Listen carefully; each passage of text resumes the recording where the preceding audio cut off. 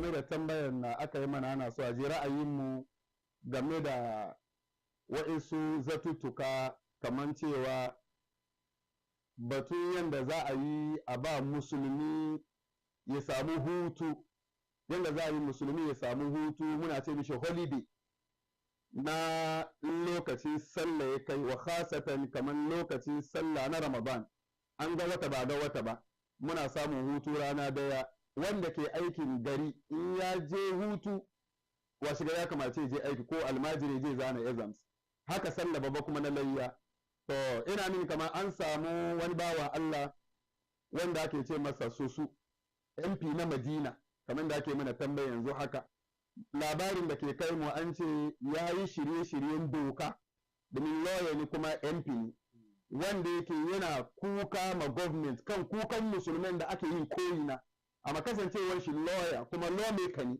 suke ajiye dokoki yana push mai gari ya kara ma musulmai futu ko da kwana biyu ne ko uku ne in ya kai ranar sallah kamar da annan ke samun da yawa to ina min wanga shine tambayar shine kokarin da ya sa gaba yake duba as lawyer kuma wanda yake yana jagorantar musulmai domin inda yake MP shi Madina mutum musulmai ne suka zabe shi shi sakamakon abin da musulmai ke nema shi yake sa gaba to yana min labarin da muke samu ne wai an ce waɗansu kuma group na musulmai daban-daban an samu daya ciki suna tuhumar shi an ne kamar ba shi ne ya kamace a ce ya je ya yi wannan ba nesa wai saboda an ne na farko na biyu ba su gan himman shi wurin batun liwati na gege na ba su bai na magana kai ba kusan suna zato ko dai na supporters domin zato suke suspicion ne shi sa in yana bai ki wannan batun liwati ba ya zai zo na batun idi jama'a na farko ana so a gane ra'ayin mu ta fuskan musulunci ba ra'ayin mu kanmu ba ta fuskan musulunci a fahimtar mu kadan kowani ne ya samo alkhairi ma musulunci ya yi amfani da shi alhikmatu dalatul mu'min hadisi rawahu tirmidhi wa ibn majah sannan kuma abu hurairah ya rawaito alhikmatu dalatul mu'min anna wajadaha akhadaha aw fa huwa ahqqu biha aw awla biha yace hikima ko kuwa abin samu na alkhairi wai na mumini ne ko ina yake cikin duniya in ba mumini yayi ba wani Allah yayi inda duka musulmai samu shi ya amfani da shi kamar yanzu haka da muke zaune ba musulmi yayi ban phone ba amma muna amfani da shi ba musulmi yayi ne ba amma muna amfani da shi mu je hajji sai sa inda duka aka samu alkhairi ko ina alkhairin ya fito zamu mutum yi aiki da shi sai sa in dai zama da kamar wasu musulmai sun yi kuka ba mu yi mun sa ba shi hankalin shi ya sa saboda ya taimaka ma musulmai annancin shi bai aiki nan ga mu muna support shi mu malum ba ya je kuma kare ya juye baya ya fari abin ta kuma cewa kamar yana batun ge ko batu ji yayi batun ge ba wannan muna ce mishi zatto kuma Allah ya ce ijtanibu kaseeran min adh-dhann inna ba'd adh-dhanni ithm iya mu nisance gudun yawan zatto saboda zatto a saka cikin laifi shi da kanshi da aka yi mai tambaya ya ce yayi nisa da wannan abu batun wange yanzu wake tilasta shi kan wannan batun ge sai ni na ga tambaya kowani ne zai kai wanga bail a bamu holiday she ne she samu dace parliament su yi vote na da su yi na san an nake da yawan wurin kuma president zai sa an shi ma arni ne sai zama mu holiday muke nema ya storin so su mu dace ya storin kowa amma a ce mu musulmai mu za mu sa mai rauni wallahi mu ji tsoron Allah abin malakar kayyata nuna mini yau babban university ban ce nan musulmi ba na ce nan musulmai cikin Ghana kai ka nuna mini babban hospital na ce ko babban university wanda duk da bambancin akidar mu muka hada kai muka yi in ya yi dan tarika ya ja bayan sunna dan sunna ya ja bayan tarika dan ko cikin tarika zai wani ya ja wani ko cikin sunna wani ya ja wani mun saure kaman bakin akoto ko ya suke kiran shi kaguwa okoto in an sa farare wannan sun fito waje kasa baki sun ja juna ba fa ba kai ko kai program da kake yi wallahi wani na ga baka tance ka zama wurin ba me yasa malam fari me yasa malam fari program ya fi ayyama me yasa malam fari zai yi ya fi wani ya fi da to wai shafe kira kamar wani kiyayya da hasada ya cika cikin jikin musulmai shi yasa kowane lokaci zamu tashi shi a jamu to irin wanda ra'ayi da bambanci malam fari shi ne abin da ya kawo yau muka saura inda muka saura annan da suka shiga gaban mu kuma abin da ya zama hakkin mu wanda ma farko wanda ya ba mu holiday shi je shi na arme ne shi na arme ne sai bai saba mu kiyaye wannan ba yau wanda zai je make law kuma law maker ne kuma yana sai masarin Madina musulmai ke da yawa jama'a ba ruwan mu da wani kungiya me yasa kungiya ba sai su yi wannan ba in su yi ma na muryar su kai ba da fari ko uban luwati zai zo sa ba mu wani da mun karbi me yasa nake cewa haka nan domin haƙƙin mu abin da muke zama da amma an nan take mu cikin gari amma mu haƙƙin mu wanda duka zai ba mu haƙƙin mu kada zai ba mu wani da muka karbi wanda zai ba mu haƙƙin mu ko armeni ko musulmi mu hanshi domin dama asalin haƙƙin mu lafiya ba mu ba da wahala ba shi yasa wanda ke jan kafa MP na su ji tsoron Allah shi dai mana fara su kawo mana dalili ko aya ko hadis wanda ke nuna kamar da shi an ne ba shi yasa jama'a a daina hasad da kiyayya ya bar komai ya koma baya cikin family yana nan cikin musulunci yana nan cikin zamantakewa yana cikin aure yana nan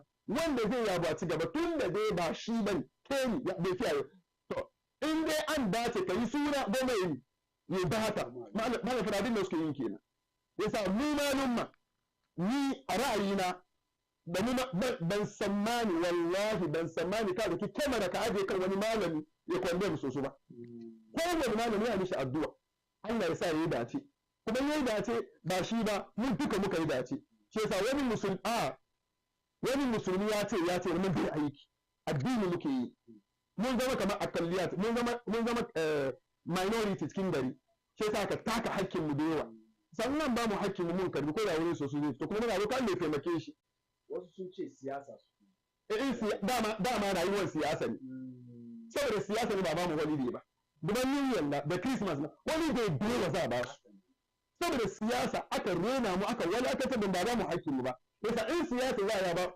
kana zama da matanka baka yi siyasa ba ka rabu da kai kana yake bayyana in da kai siyasa ba kun rabu kowanne rayuwar ka sa siyasa ciki in ka je straight kun rabu shi yasa in siyasa zai bara ba mu hakkin dama shi yasa mu muke vote muna vote saboda siyasa in ba ka ba asali vote ma da haramu ne da kuma ta je kan hukuncin musulunci amma inda muka samu kanmu ke yasa muke vote asali ma ni na vote saboda siyasa shi yasa in dai siyasa rayuwar mu ma siyasa yasa mu muna vote ya kamata ba mu zufan ma ba mu hakkin kuma ba mu wahalan ko da wurin Allah zai fito malam yanzu haka ga wasu sun tashi suna son su yaki shin apart from addu'a da malamai za a mai an kuma samu wasu wani bangaren maluma don kuma su hada kansu su ma su mara mai da fito su mara mai tsaya shi muka fito na mana ai da sai na fito kuma na fito bai kare ba in an lura ko kan Facebook na yi magana yanzu na samu labari na yi magana kuma na bude su kowane malami na support shi na yi imani haka nan domin hakkin mu ne ko dai an nima shi mu kwaci hakkin mu Allah ka taimake su ke man da kake program ko bangiji mu Allah ya taimake ka Allah ya taimake bayi na fi where a company called SML, the government regulator for the downstream fuels sector is MPA. MPA have put in place a mechanism for monitoring evasion in terms of taxes on fuel. The Minister of Finance, who is the President's cousin, asked GRA to sign another agreement with a company called SML to do exactly the same thing that MPA is doing. And they are paying that company for doing that. They pay them almost 20-something million Ghana cedis. And they are not satisfied. Now they want to expand the corruption. So they sign an agreement with the company and say, oh, every oil that we export, record it so that we don't lose anything. Meanwhile, there's already a system in the oil industry for making sure that Ghana gets its fair share. And he says that for every oil that is exported, we'll give you 75 cents on every barrel. And he says for every gold that is exported, we'll give you 75 cents. So monitor it for us. And so this is a company that would easily have run away with about $100 million every year for no work done. And I mean, you cannot fleece a country like this. One would have thought that the corruption cases were enough, but it's even made Ghanaians numb. Now Ghanaians are not surprised again. This corruption does not shock Ghanaians the way it used to shock us. Today, when there's a scandal, people are like, oh, yeah, because they are all tired. Everybody is tired. Masu kallo lokaci ya kai mu kawo muku shirinmu na ma'auni wanda muke kawo muku kowane ranar Laraba daidai da karfe 8 da yamma da kuma ranar Juma'a karfe 8 da yamma. Ni mai gabatar da wannan shiri sunana Malam Fari. Wannan shiri ne da idan mun zo mun zamana muna ɗaukan batutuwa ne na siyasa da tattalin arzikin ƙasa da kuma sha'anin gwamnati. Ya so mu tattauna tare da wakilan jam'iyyar siyasa. Yau kamar yadda mun ka saba yi, an jima shi wato secretary na jam'iyyar siyasa na NDC na Madina constituency, shi da ɗanwansa youth organizer, deputy youth organizer na Okaikwi Central za su shigo studio ya so mu tattauna. Amma kamun mu yi haka, ina tuna muku ne kunya ku biyo mu akan shafukanmu na sada zumunta inda muke wallafa shi wannan shiri kai tsaye. Yana kan Facebook, ina maganan ga shirin na nan kan Facebook kai tsaye. Haka in yake nan akan YouTube kai tsaye. Haka din za ka yi ka biyo mu kuma akan sauran shafuka na sada zumunta kan Twitter wanda yanzu ake kiransa X, tukunnan Instagram shi kuma idan ka je ka nemi Baina TV za ka same mu. Ya so kai kuma kai amfani da dukkanin shirinmu da muke yi a kan wannan babban dandali. Haka din idan kana son ka tofa albarkacin bakinka a kan batutuwa ko kuwa zatuttuka da za mu tattauna a kai a kan wannan shiri, za ka yi kai hakan a kan shi dandalinmu na Facebook sa'annan kuma na YouTube. Haka din za ka yi ka turo naka sako a kan 0553 683 010. Idan kana kallo ka gan an display wannan lamba a kan allon talabishin ka. Barin maimaita 0553 683 010. Sunan shirin ma'auni a kan wannan shiri kamar yadda na faɗa, muna tattaunawa ne a kan zatuttuka da suka kunshi siyasa, lamarin gwamnati da kuma tattalin arzikin ƙasa. Yau wani irin batutuwa za mu duba a kan wannan shiri. Na ɗaya shine Electoral Commission na Ghana, EC, ta ci gaba da shigar da sabon doka, ta ci gaba da shigar da nata sabon doka, ko kuwa ta dauki mataki na shigar da shi wannan doka gidan majalisa. Wani irin doka ne? Doka da zai ba da dama a canza rana da ake zabe nan kasar Ghana. Mun san ranar da ake zabe nan kasar Ghana ana yin shi ne rana 7 watan Disamba na watan kowane shekarar zabe. Wai ta zamna ita da watan jam'iyyar siyasa an tattauna, tana ganin cewa kamar majority of them yawancinsu sun ce sun amince da wannan mataki da take son ta dauki. Sabida haka ina ce take son ta dauki, bi ma'ana hukuman zabe kenan. Hukuman zabe, I don't mean a single person, which of course some people would think I'm talking about Jane Mensa, even though ita ne babban, but hukuman zabe, ina batun hukuman zabe ne. Shi yasa amma in ji NDC wai su dai ba su amince da wannan wato mataki da Electoral Commission take son ta dauki ba. Insha Allah mun shiga cikin wannan magana. Haka in wani memban Executive Council na hukumar kullun kafa na Ghana, Nana Oduro Safo, kun ce wannan shirin siyasa ne. Ina kuma me ya gano mu da batun wasan kwallo? To maganin da ke ciki ne, shi dan majalisa na jam'iyyar NDC mai suna Okujeto Ablakwa ya je ya sa bakin shi ko ya motsa bakin shi cikin magana da ya tashi kasan nan bayan da aka fidda Ghana Black Stars cikin gasa na cin kofin nahiyar Afirka da ake yi a kasan Cote d'Ivoire. Ya je ya sa bakin shi cikin budget da aka yi amfani da shi cikin wannan competition. Bayan magana da ya fito according to him wai expose ne, wato abin da ba sani ba, abin da ya zamo sihiri shi ya fito da shi. Ya ce da an ajiye kudi miliyan 7 dala miliyan 7.5 da za a yi amfani da shi, wanda according to him yake cewa kaman idan ka dubi ko ka kalli yadda muke fuskantar matsala da kalubale idan ya zo namu tattalin arziki kasan Ghana, bai kamace a ce wannan gwamnati ya yanka irin kudi haka wai a je a yi amfani da shi cikin wannan gasa ba. Shin Oduro Safo, executive member na Ghana Football Association, wai a gaya ma Okujeto Ablakwa ya fidda bakin shi cikin wannan magana, ya so ya mayar hankalin shi kan aikin shi na majalisa. Wai domin idan aka duba lokacin NDC kudi da suke amfani da shi ya zo wurin AFCON, wai nasu yana da wari, shi sa ya fidda bakin shi ciki.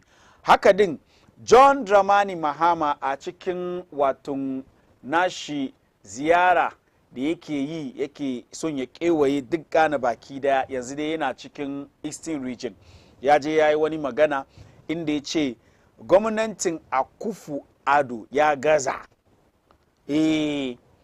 Gwamnatin Akufo-Addo wai digangan Akufo-Addo ke yi, strongholds sun NDC Akufo-Addo ya ki develop wurin. Wai developmental projects ma da ya zo iske ya bari, mun shiga cikin wannan magana. Haka din National Peace Council sun yaba wa jam'iyyar siyasa NDC cewa kamar sun dawo IPAC meeting. IPAC meeting dai mun sani shine wani meeting dai da jam'iyyar siyasa suke yi tare da hukumar zabe na kasar Ghana.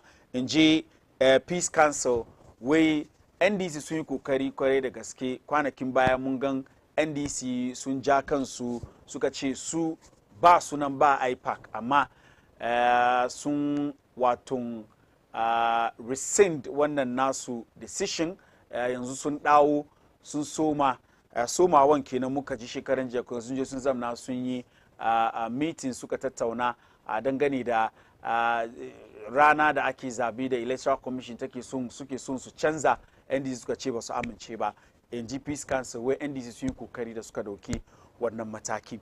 Haka din mun shiga birnin Kumasi kuma inda Chairman Wontumi Menshia suka setin shi free, an sake shi wai ya tafi. Wai maganganu da aka ce ya je ya yi na cin huska ga babban sarki Otumfuo Osei-Tutu, wai ba haka ba ne. In ji sarakuna na Kumasi, na da Kumasi Traditional Council, an zamana aka tattauna da Wuntumin, aka ji shi ma maganan bakin shi, wai maganan ba haka nan ba ne, Wuntumi ya tafi. Amma aka mai gargadi tare da shi da sarki wanda ya kai karan a Menshia Palace, duk an musu gargadi. Mun shiga cikin waɗannan zatuttuka. Masu kallo dan zagayo idan na dawo in ci gaba da kawo muku shirin, amma kamar yadda na gaya, wannan shiri da muke kawo muku siyasa ne. Idan kana son siyasa, nemi kujera ka zamna, kuma kai amfani da namu lamba wanda ake nuna muku kan allon talabishin ku, 0553-683-010. Just take your phone, send in your messages, your suggestions and your contributions. Idan suka shigo, zana nemi lokaci ne kuma in karanta in baku. Kai kuma da yanzu maybe ka tune in to Baina TV, muna wannan shiri amma kana son ka fita waje, yana nan kan Facebook da YouTube, naka ne kawai je ka nemi Baina TV. Idan ka nemi mu ya zo live, sai kai kuma ka kalli wannan shiri, insha Allah ji a santi we enne ebeye butu. A short break. When I return, zan shiga cikin batutuwan.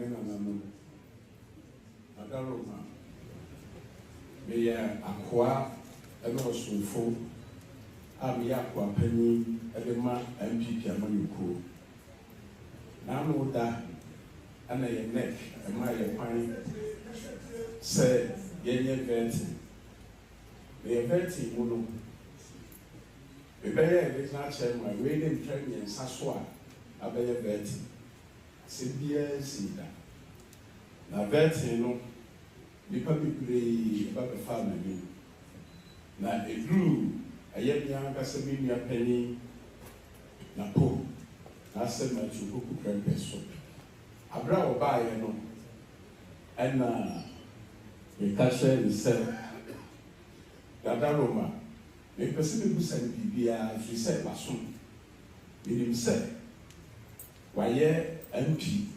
ana wayɛ minister soso ɔwɔ aban mu ɛno nti mepɛ sɛ mebusa no kɔhyɛ biara ana ɛyɛ committee chairman a ɔyɛ na bi.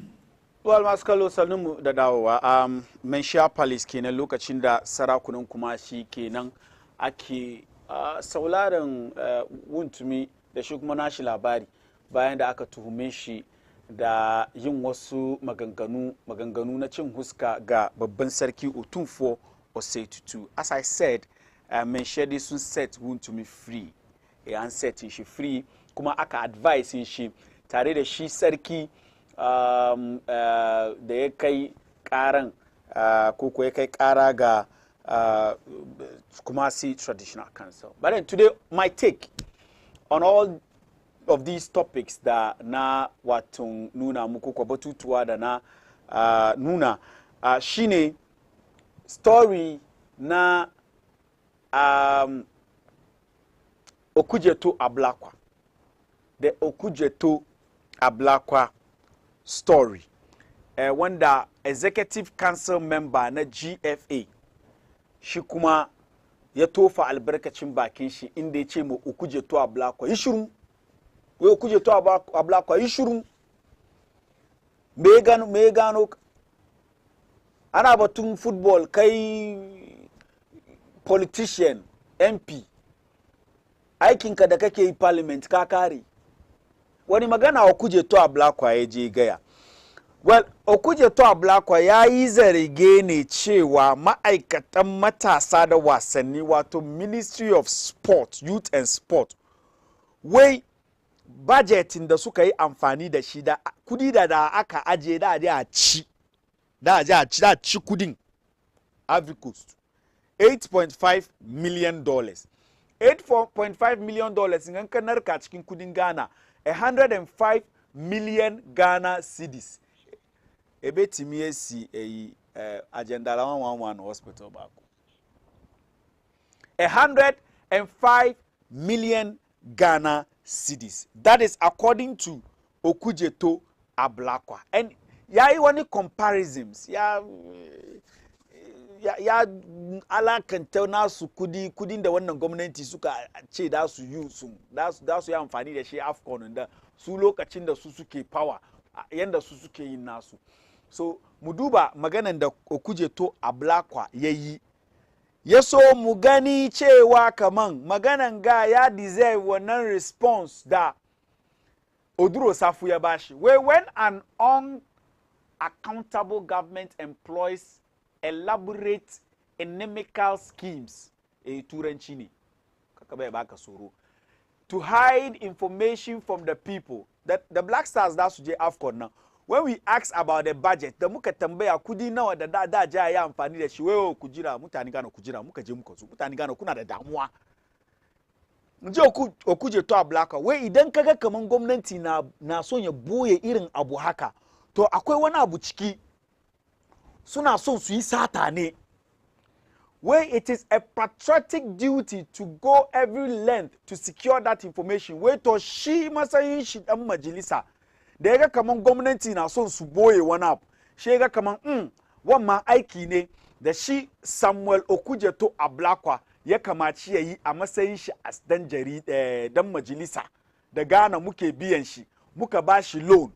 Ya je loan da muka bashi na sel mota da idan da shi North Tongu dai doki motar ne ya yi tafiya ya je da shi V8 wai sabida haka wai it is his responsibility as a member of parliament to find out kudi nawa gwamnati ke son ya yi amfani da shi afcon din da daje wai da ya je ya yi wannan bincike ya yi binciken ya gano kaman kudin nan $8.5 million ne kwatankwacin 105 million Ghana cedis kudin nan na fuci yana zabne na fuci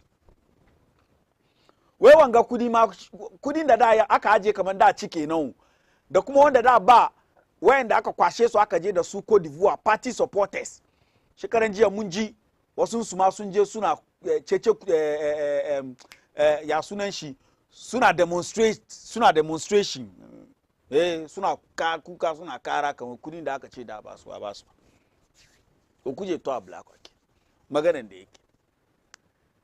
da yake so yayi duka ne yana gwada cewa kaman kudin ne yayi yawa domin ka duba kudin da in ka je afcon ma ka win ka win competition nan da kanshi ka kare kudi nawa da baka afcon competition nan da kanshi in ka je ka win kudi nawa za baka ne za a ce gwamnatin Ghana a doki wanga kudi wai da je a bi 8.5 million a ce da doki 8.5 million a je a bi kudi 7 million in ka win afcon na baka 7 million to don me yasa da doki 8.5 million a kashe a je ana chase 7 million okuje to a black kenan okuje to a black ke wanga magana wai don me yasa da doki 8.5 million dollars a je ana bin 7 million dollars wai idan ka duba ciki yanda abin ya fara da su competition aka ce ku nuna mana kudi nawa da kuka budget da ku je ku kashe suka ce ku jira muka je muka zo wai duka na gwada cewa kaman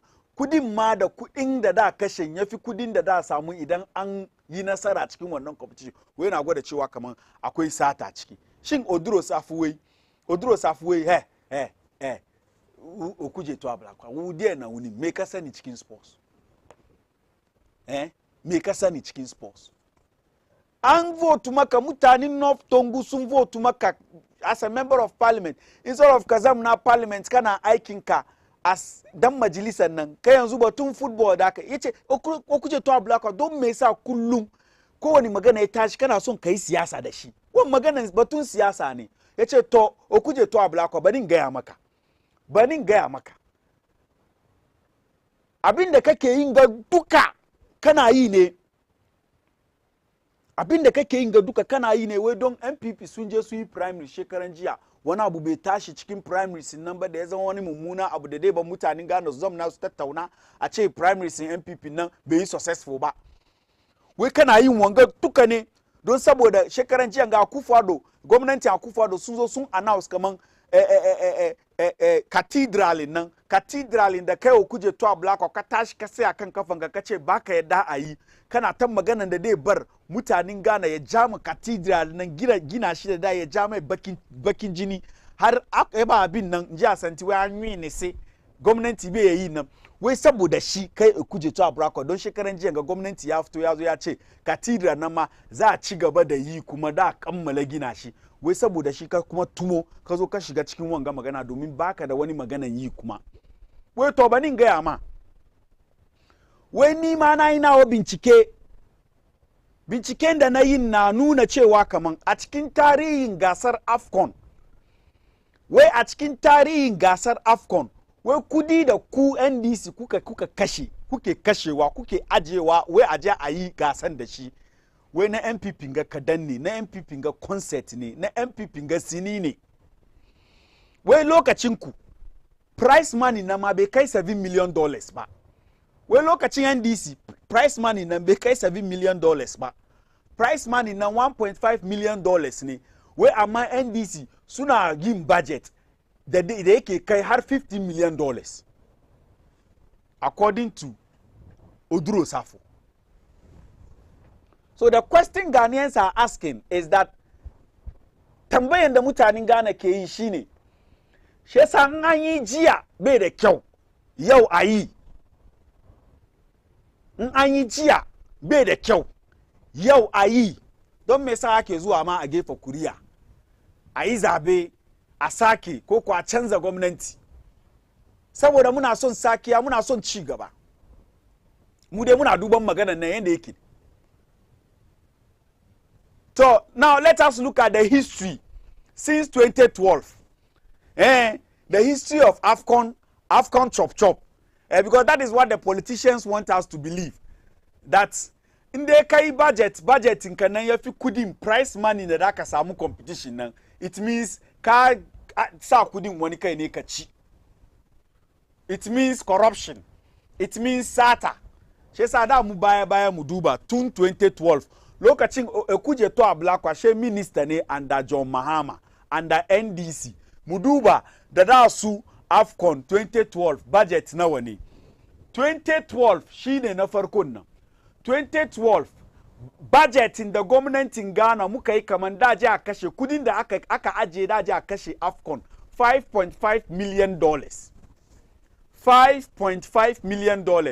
Kudin da idan kai nasara cikin wannan competition, ina ce kai nasara idan ka lashe kofi ka doki kafin ka win competition an baka $1.5 million.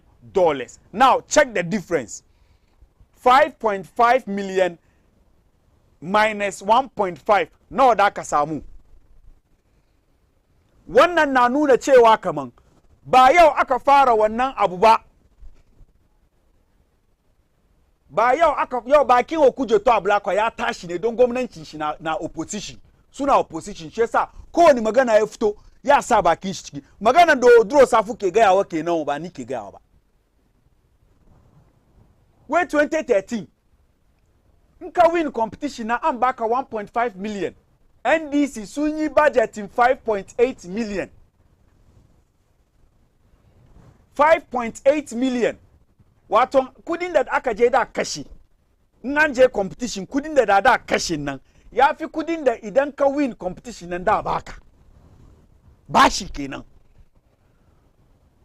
Wai final AFCON na NDC which happened in 2015 wanda Ghana muka je final mu da la Côte d'Ivoire su buga penalty su ci a Samoa Jan wai shi man shi da data mutu ta ce kai buga penalty kuma yaki bugu haka Aviko suka buga suka ci doki kafin 2015. Kudin da Aviko aka ba su as prize money da suka win shine 1.5 million. Mu Ghana da za mu competition na mun yi budgeting 4.7 million. To insha Allah budgeting ga na da imani kaman mun kashe kudi ya fi haka domin mun kai final. Then we talk about MPP. The MPP scores power 2017. Their first AFCON was in 2017. Budget in the Sukai $3.4 million. Prize money $4 million. So wannan shi ne karo na farko a cikin tarihin AFCON tun shekaru 2012 da Ghana muka yi budgeting da muka yi nan kudin price money idan ka win kudin da baka nan budgeting nan na kasa da kudin ko kuwa price money ya fi budgeting da muka yi. Fast forward in 2019 shi suka ce wanda muka yi 2017 nan kun sani yayi budget ya hau sama 6.3 million prize money 4.5 million 2021 5 million prize money 5 million 2023 8.5 million prize money 7 million. So idan muka duba wan NDC da MPP nan duka ba dai bane muna ga kullun su biyu nan duka dai ne su biyu nan duka dai ne wannan opposition magana ya tashi she zo because of political expediency yayi magana don mutanen Ghana an yi fushi Black Stars sun je ba su yi kokari ba she me she zo ya saka nashi ciki don ya samu wasu mutane su ji dadin maganar shi a ce party kuska zo sun ya su ma ga nasu.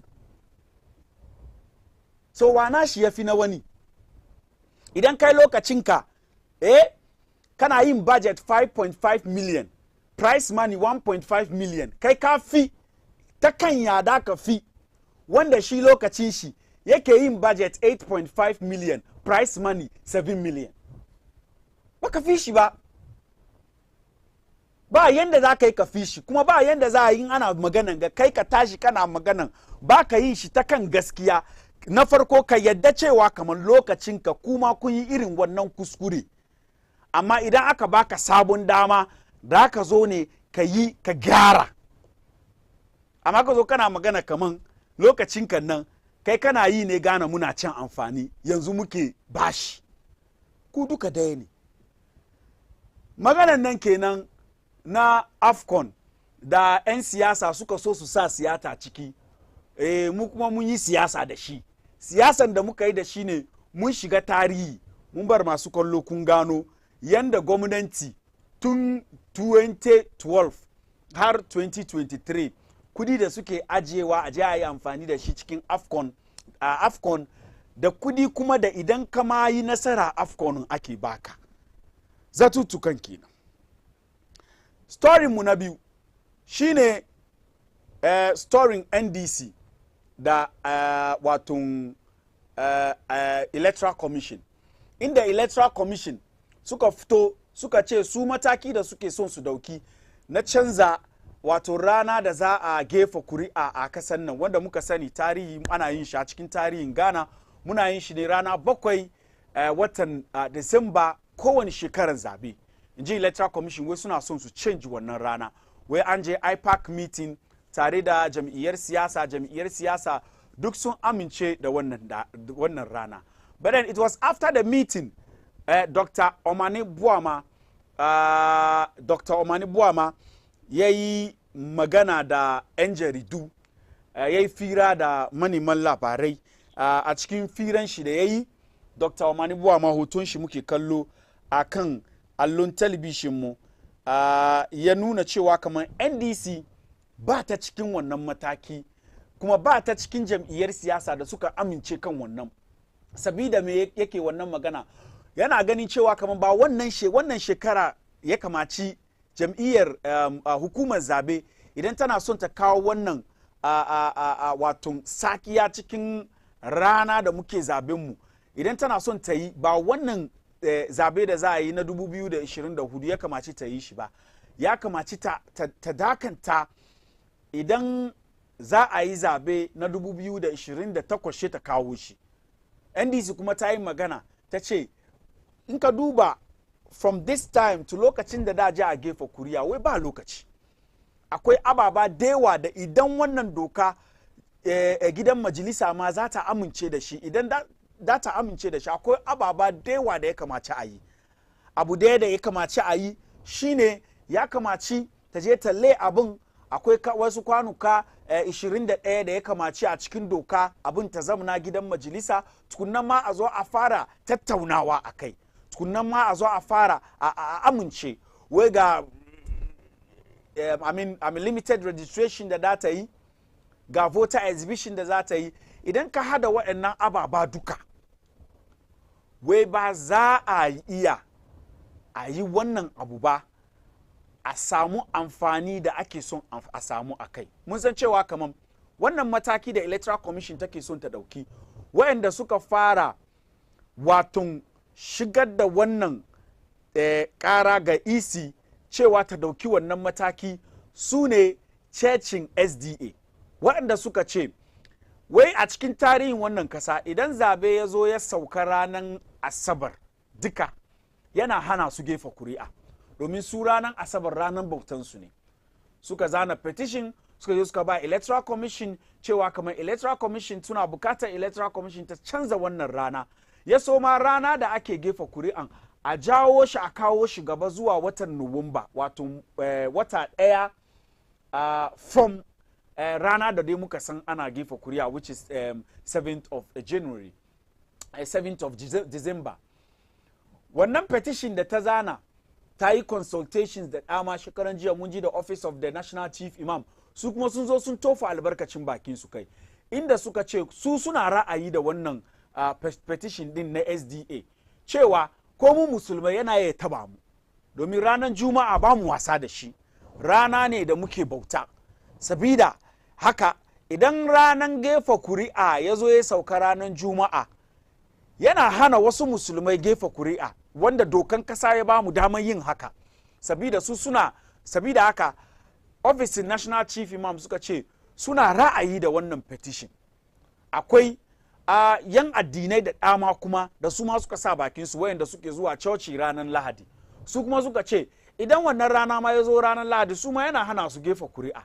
Shi yasa da aka je IPAC din aka zamna aka yi magana, aka yi firan da aka yi ne, ya kamaci a nemi wani rana da ranan nan bai taba wani ka'idan wani, bai taba addinin wani, ya so wannan ranan ma a mai da shi holiday.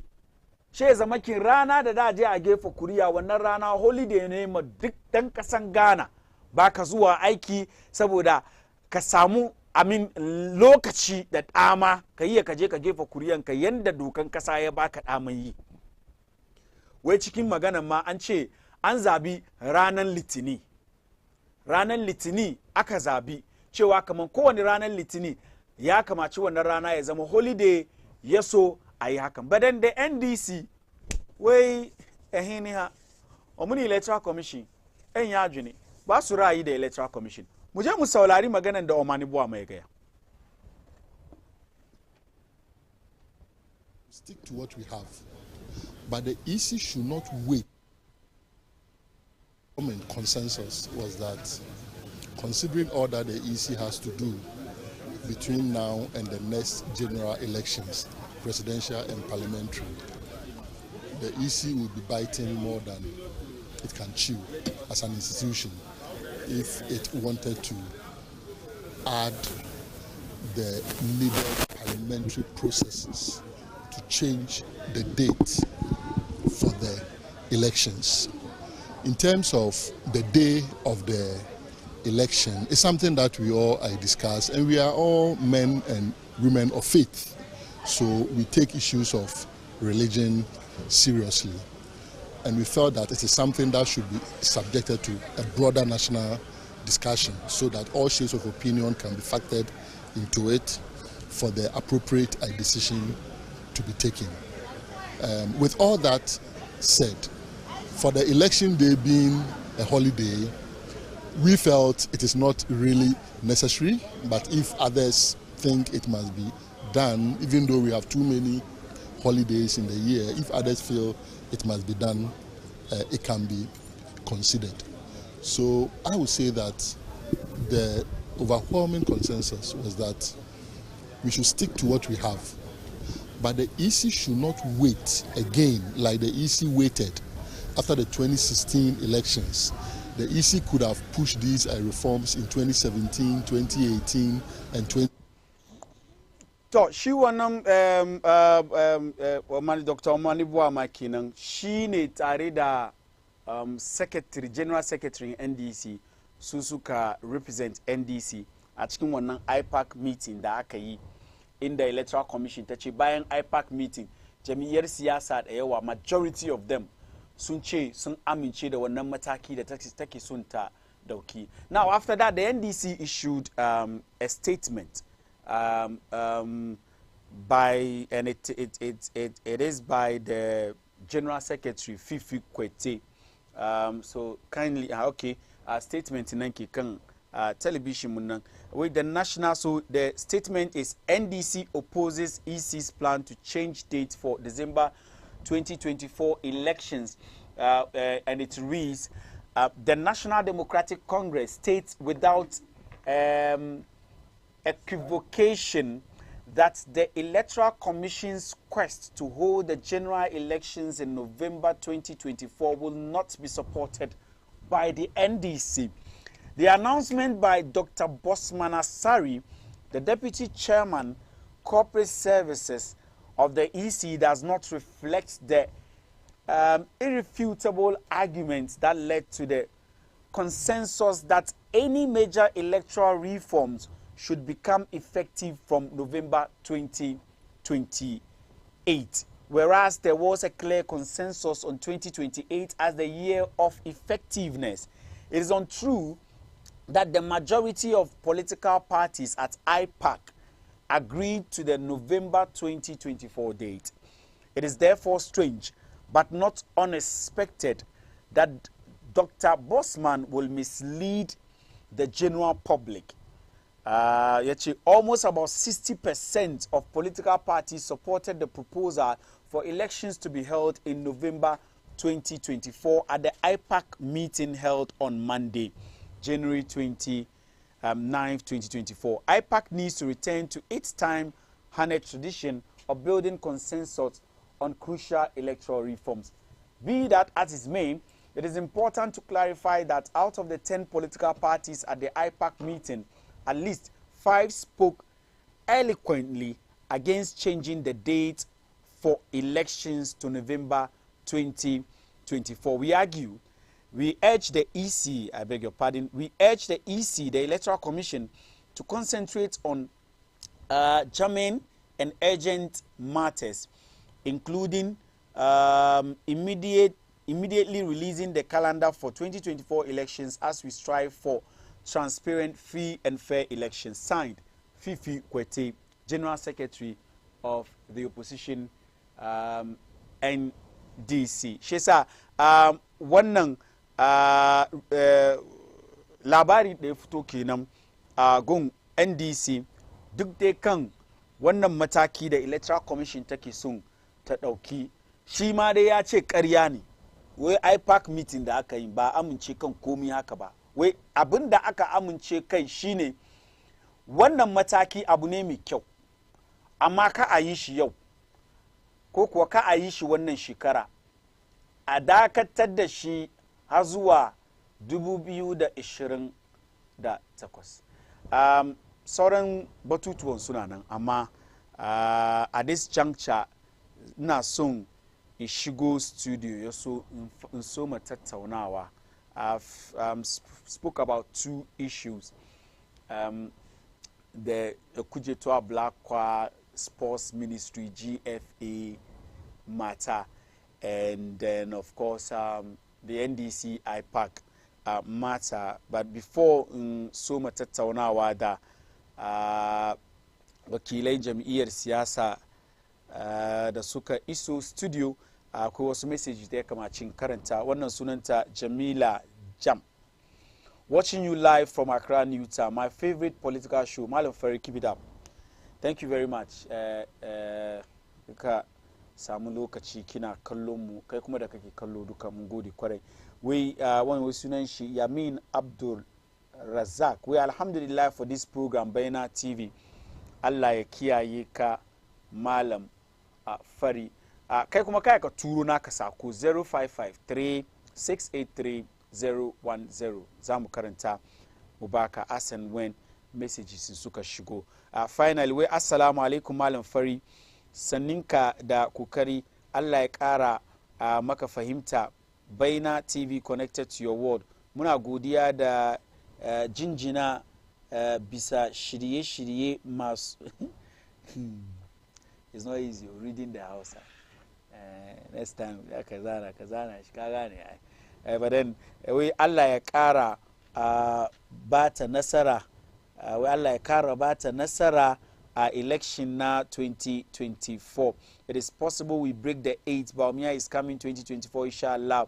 Sako daga Abba Jibrin Abdul Hamid dan karaman Bawumia da ke unguwar Dakuman. Abba mun gode kwarai. Hausa na reading shi ba wasa bane sometimes. Wai wanku wai assalamu alaikum warahmatullahi ma'auni. Those times they played with joy and we were happy watching them play, but do not win trophy. But now there is wet. They don't perform well. We no go gree for anybody. Khadija from Tema. Khadija, thank you very much for your message. Kai kuma kai ka turo na ka sako akan 0553-683-010. Gentlemen, welcome. Zach, ya kun shada ne. Yo kun shada ne. Kuka sa fugu haka. I love fugu. Love fugu. Fugu the meat, so I love it. Yo kaga na fara da Hausa. Na fara turanci. Na fara na ce. German na Hausa bane ai. German is not Hausa. Don ka fara da turanci kuka fara muna wasawa sai ka ce zuwa Hausa. Wasu mu kuma ce free sai da toyinka. Ka zame mu salad. Anyway Saddam. Udi Hausa no. Kari sal kifu. Abeku. Wai Saddam udi ya. Couple of na aga ba kuni de otu ka Hausa no pa o mi se so no ti Madina. Ono ti Madina mi ti Fadama. Ya okai ku central. Anyi primary sankai. Inshallah. National acclamation. Acclamation. Yeah, we did that last Saturday and it was marvelous. Very very nice. Something colorful. Yeah, yake. That was a feeling like it's good. You see, Okankwe Central, I should say. Hausa. In Chede, Okankwe Central, Alhamdulillah, Mungo di Allah da. How far? In the Allah kaumu. Yayi. Cikin dai ne ce Okankwe Central. Sa mu duka ne inshallah. Muna da National Chief Imam cikin constituency. So we have a very serene constituency. Constituency na saye kuma muna try. You know, Zongo is Zongo no matter what. But this time around, I'll tell you. Fadama, as in Fadama, if you can say Fadama General, Night Market in Guamala, Adarawa, Musawa, ina duka. Comprises Fadama and the decency is now revealed. Decency is really not. If I can't give Fadama Yaram, Night Market, I'm telling you, Fadama is now better and better.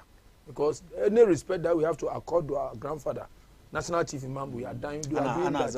And the chiefs, Saraka and Kuma, this time they are trying their possible best that the youth that are coming youth now. Mata said na Rika su da kyau don in ka sake yaran nan suka je wayward.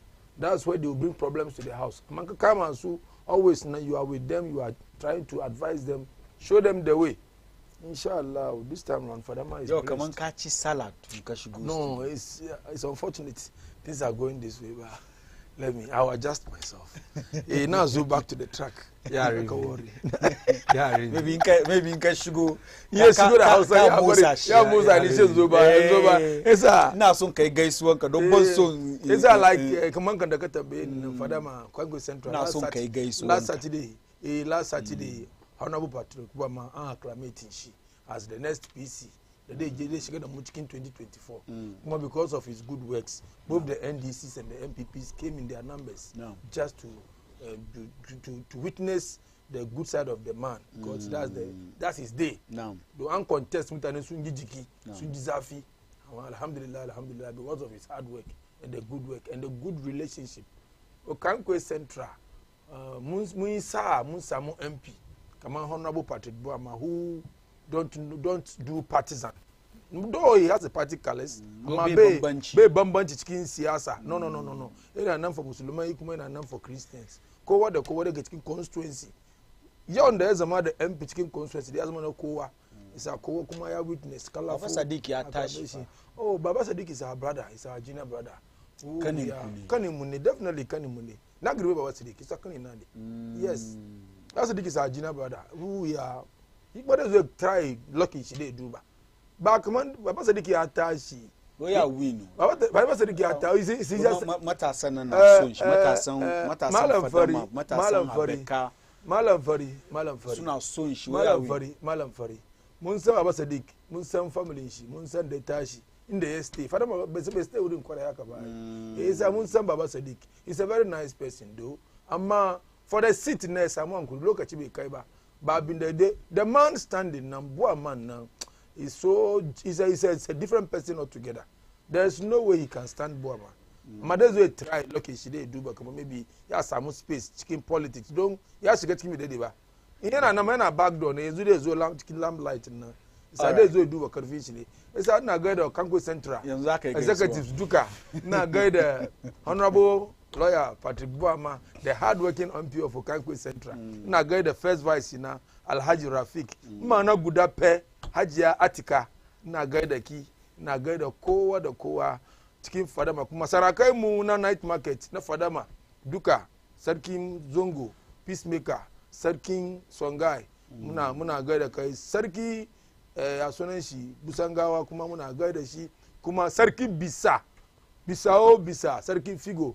Ga girmanka ina gaida sarkin Figo kuma isa ina gaida kowa cikin Okankwe Central dai Allah ya sa ba mu wannan zaman lafiya Zak banin zo Zak ya zo musamman ku Zak yau da magana da yau banin zo kan Zak na'am Zak an fara da bismillahir rahmanir rahim kuma muna gaida sarkin Madina Alhaji Baba Sarki Zaki kuma da sarakan Madina duka baki daya a gara sarki Dagadu Zongo kuma da chief imamun mu Madina duka baki daya Sheikh Shaibu Abdullah da wanda ke na bayansa duka su Sheikh Ahmed Malam Momin da Malam Sanda da sauransu duka dai da ke taro da shi kuma gaida Sheikh Salman Zongo na gaida shi kuma da imamai da malamai Zongo duka baki daya muna gaida su a cikin wangolojin kuma gaisuwa special zuwa ga babanmu shi chief imam Sheikh Nuhu Sharubutu muna gaida shi doctor muna gaida shi wanga lokacin ga da imamai mu baki daya gaida Madina branch executives especially Jim Cole kuma da Amasan Patolab kuma da 7 Rees branches na gode musu sosai irin time su da lokacin su da meeting da muka yi jiya da yau maracin ga sannan ma muka kare su kuma nake zuwa studio ga shin ce Allah ya saka musu alheri kuma aikin da muka sa gaban mu duka mu cika ya kana mu yi aikin da ikon Allah nasara ya zo muna come 7 December 2024 gaida dai MP na honorable ya Francis Zabia Sosu yau an yi one sentence kan batun iraga Major Muhammad na to sentence na ya gwada kamar da wannan mutane a je a kashe su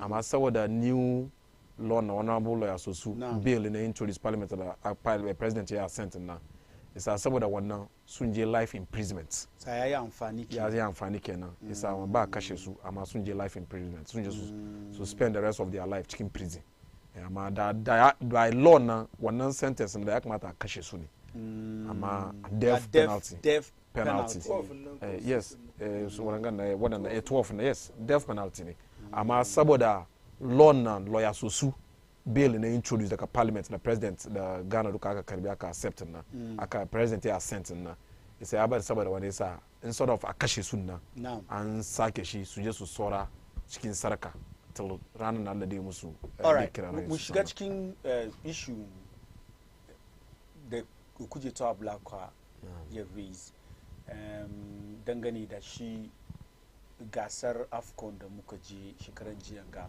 Ghana aka fitar mu ciki kamun da je competition an yi kira a nuna wa mutanen Ghana wani kudi nawa za aka ajiye aka nuna mana aka ce sai an je an dawo kuje to Ablakwa ya kawo wani expose, let me put it that way, da ke nuna cewa kan za a yi amfani da $8.5 million kudi da idan ka win wannan competition kai nasara za a baka shi ne $7 million.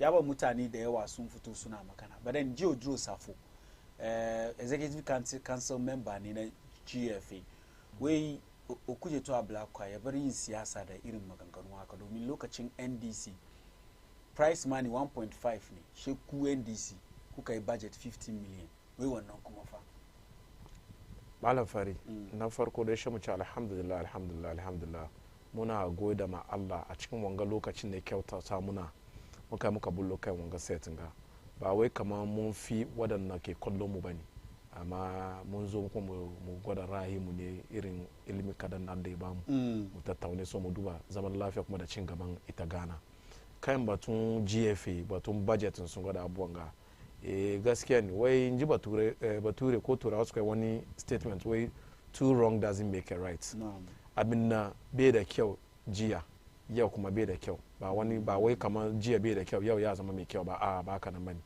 kuma batun budget in ka duba in the developed countries da su je irin tournament hakan ga budgetin su duka na fall below the ultimate price ba ka gan sun je sun yi budget misali an je tournament na an je a samu $7 million shi ka gan sun je sun yi budget $8.5 million developed countries suna budgeting sunan ya nan muke yi fadi yana kaman production cikin company manufacturing na kaman cikin company manufacturing kaman pure bottle water ga kan ga sun duba an produce maybe 100 kudi na wada mu spend mu doki mu wanga ya sunan shi mu doki mu produce irin ruwa guda 100 nga kuma 100 na production estimates ko cost estimates cost involved budgeting inda mun sa wannan budget in muka carry estimated wanga value price on the market na bai ci zamani kamar mun run at a loss ba amma ya zamani kamar mun samu amfani mun ba company na which is inda mun ba ta 100 million muka produce ruwan ya kamata kame mu sayar mu kare mu samu kamar 120 saboda mu samu wani riba zo ma company nan mu saka ba mu run at a loss yasa na samani kamar ta matsayin ita garinmu na Ghana yanda ya kamata abin ya zama kenan saboda inda ka duba inda da mu for ultimate about 7.5 million dollars she mu je muna bata 8.5 million dollars ta kamun kuma mu yi bashi ma bata 1 million dollars kenan isa ya kamata a duba kowane lokaci budget mu da zamu je da shi nan mu tambaye kai mu kama mu da kanmu ma we are developing country ba mu kai develop state in number 2 kuma economy muna da challenges within the economy isa irin lokaci akan ganna in government ka fito ma ka zo ka ce kamar in ka duba challenges associated with the economy na based on that ka rage budget ko da ka cut down ba budget to about 50% or to 60%. ina kwanta hankali ina barin matasa su gane ina shiga hankali ina barin matasa su gane kamar no lalle ita wanga government tana duban circumstances mun da muke find kama at the particular moment in terms of economical challenges na muke go through as a country or a nation isa kan wannan ta rage budgeting isa I want sacrificial in dai mutane kamar 200 da kai saboda rage wani budget na anje da mutane kamar maybe 100 ko 150 saboda a samu dai kada a bata kada expenditure mu je below ko kwa even closer to kudin na in dai gaskiya mun je mun qualify mu ya mun karbi cap kudin na da mu samu ya zama wani abu ne alheri isa yau in wani abu kuja to ya fito ya zo yana magana saboda president shugaban garin da kanshi ya fito ya ce kamar lamarin kudin mu ba yanda bai da karfi hakan ga kuma lamarin economy mu yanda muke expect kuma economy mu ya sai kan kafan shi na ba haka na economy nake sai kan kafan shi ba isa ya damu yi isa in dai aka nani ya kamata mu rage budget mu wannan alheri ne kuma duban jara gari ne isa inda ku jato ya fito yana magana yau gaskiya kai magana shi ke fito ne in dai ka ce kaman sakaran jiya saboda mun yi ko wani yayi isa kin yau ka yi circumstances in sakaran jiya na ba shine da same as circumstances yau ba sakaran jiya ka duba economic indicators now they were positive ka duba years na ka indicate years na ka kuma as of that time na ka duba World Bank report economy it was doing well isa based on money it was doing well ma muka doki wannan budget muka je ma which I don't justify to be the right thing to do because one ba ka ya ka je ka spend 100 million shi ka je kuma ka zo kai ba ka ji kuma kai ba shi kuma ka kara kai it doesn't make any sense no economical viable sense because musani players mun ganda ke bugun gaduka minin kana ra'ayi da maganan da shi Udro Safu ya ga kaman a fit da siyasa ciki a duba maganan ya so a yi maganan yanda ya kamace a yi shi ina ko wani changes da za a yi policy wise a yi ya so nan gaba ka a kashe kudi haka amin da alafarin na ra'ayi da honorable Kujato Ablakwa kan magana shi kamar expenditure is too much kuma haka nan kuma nake ra'ayi ta bangaren wanga Udro Safu ke wada kaman price na a cire politics shi a duba yanda budget mu dai go nan going forward in future ya kamata mu duka as a nation mu understand kaman lokacin da muke ganna irin wanga lokacin da muka find kai mun ga lamarin shanin kudimu bai da karfi bai da kyau is at this point in time na ko menene nan da zamu yi duka as gari ya kamata mu gane kaman ba mu bari budget mu ko expenditure mu e wuce profit na da mu je mu samu e zamani wani abu kaman ina within Zambia for instance budgeting su around 2.5 million dollars to suka yi very reasonable because 2.5 million dollars reasonable win ma sun samu 7.5 7.5 ngana sun samu riba about 5 million dollars kenan za su samu kuma ga 5 million dollars in ya shigo garin su ya help su ya yi musu wasu ababai do ba wani kudi ban in ka duba economy ga Zambia ya gyara pitches ka duba pitches mu bi da kyau abubuwa ka understand so it's reasonable amma in our case kaman dai ka gan kaman budget nan ya wuce ma kudin nan dai mun win ma ko mun qualify to the final stage ma kudin nan da mu samu ka duba kudin da muka spend ko muka bata muka jira wannan program wannan tournament she kuma in da mun win ma kudin da mu samu na bai kai kudin da ma muka bata ba yana nuna corruption yes corruption is corruption oh definitely there's no corruption kuma kan da brother na ki fadi wannan to ya gwamnatin ku true ofuriata suka zamna aka kamar kan da in bai yi jiya ba bai yi yau ba amma kowane magana da kan da ake yin shi maybe ya yi kamar fine okuya tabla ko ya yi maganan kirki amma the tone and da kan da yayi magana nan ne bai dace. Wai kuna son ku boye wani abu da dai kuna boye wani abu bi ma'ana akwai cin the reason why Safu ya zo cikin nan he politicized everything inda yayi maganan kan like dai kawo shi gaba ne a fassara a duba inda ya kamata a yi shi da yayi kyau amma shi kan da ya politicize shi nan yasa ya bada Oduro Safu ya zo cikin yake fassarawa don idan ka gogo yanzu gano ya baka the highest AFCON da aka je wanda highest wanga under NDC aka yi ka duba that time da this time nan da inflation level nan suna su ya fi namu amma it's like kagan siyasa the sports wallahi ni when I was watching the football nan na Allah dai mu qualify mu je gaba don gari yayi tabbasa ko yi dadi kadan don gari yayi sanyi don president mu ya fito ya muna gaskiya kaman garin yayi sanyi we are not in normal times so ba mu samun komi kan da muka san shi ko kan da muke neman shi yasa inda da ne da AFCON da aka je ga da an doki flight a haji a kwashi yara sa ciki amma most of the supporters sun je da lori ne an je da buses ba wai don yayi kusa nan ga oh ba don kusa nan ba inda nan ga suna cewa ba su ku ina gwada ma ba su ba je inda akwai normal times nan da normal ka doki flight ka je flight biyu a kwashi yara je a support team ba ka yi komi ba don wannan ke ba players na mora suke qualify ko suke ci sai an da an je an support amma an je da buses ne an je da buses amma an ka duba season and time da muke cikin ga an ka je da flight an waste da ukudi da yawa sai dai kaman kan da okuya ta black fadi na ya fadi amma hanyar da ya biye fadi nan ya kawo siyasa ciki you see inda ake yanzu nan they always want to score points komin da da su yi da dai maybe abin kirki ne o amma ya yi shi on emotional terms kamar abin ya favor party shi kamar na shi yayi kirki don shi yayi wani abu kagan brother na yayi magana kamar Sasu ya kawo wani law parliament kagan the way he was narrating the story na kana gan Sasu yayi komi kamar ya pass law ya defend wasu ba ya an kashe su ba an sa su life in prison Ghana duka amma kan da shi ya fadin ga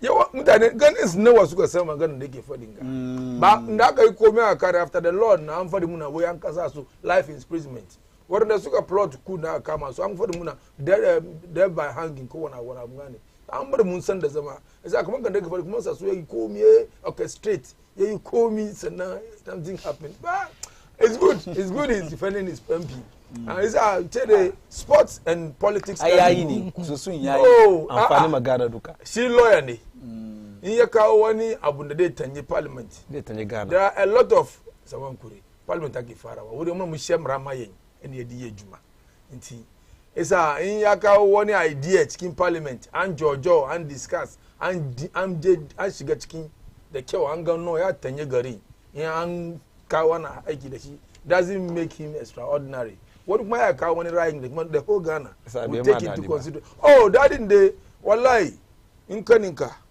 ko wani abu ya samu dan wanka kaga ci alhamdulillah don ya fita kan shi biya ya zo kanka sa dadi dai muna cikin farin ciki don ya yi kokari ya kawo ra'ayin shi kuma an fasa ya yi kokari assalamu alaikum Suraj Shaibu well done kuma assalamu alaikum Dr. Baumia, you can say whatever you want, but Ghanaians can never vote for you and NPP party again. Isa from Saum Zongo. A good evening, Baina TV station. May Allah protect and bless you people. My name is Haji Amuna from Accra. Malam Ferry, please, can you do me a favor by telling NDC party that it's Christians who asked the EC to change, not MPP. In fact, I'm very happy, and again, that I'm very happy, and again, what is their problem? If the date is changed to November, did they believe in themselves as party? I don't understand NDC. See, all what the NDC is saying to Ghanaians is just because of power. Remember, Honorable Muntaka and Efriye, what happened when NDC were in power about the same Black Stars? They should please tell us what they did. at that time. Wannan kuma wai salamu alai wai sunan shi Salamu Muhammad. Wai interesting program, always tell NPP guy to reduce the English. Inshallah, Bamia will break the 8. One kuma wai assalamu alaikum. I'm Hajia Abiba from Medina. May Allah richly bless all of you. Please keep up with your great job. Hajia Abiba Mungodi. Kore kai kuma kai ka turo mana sakonka 0553 683 010. Quickly, na so mu shiga story IPAC na so ma da kai. NDC wai sun amince da a canza ranar from 7th December zuwa November dai ba decide wani date da saba ba.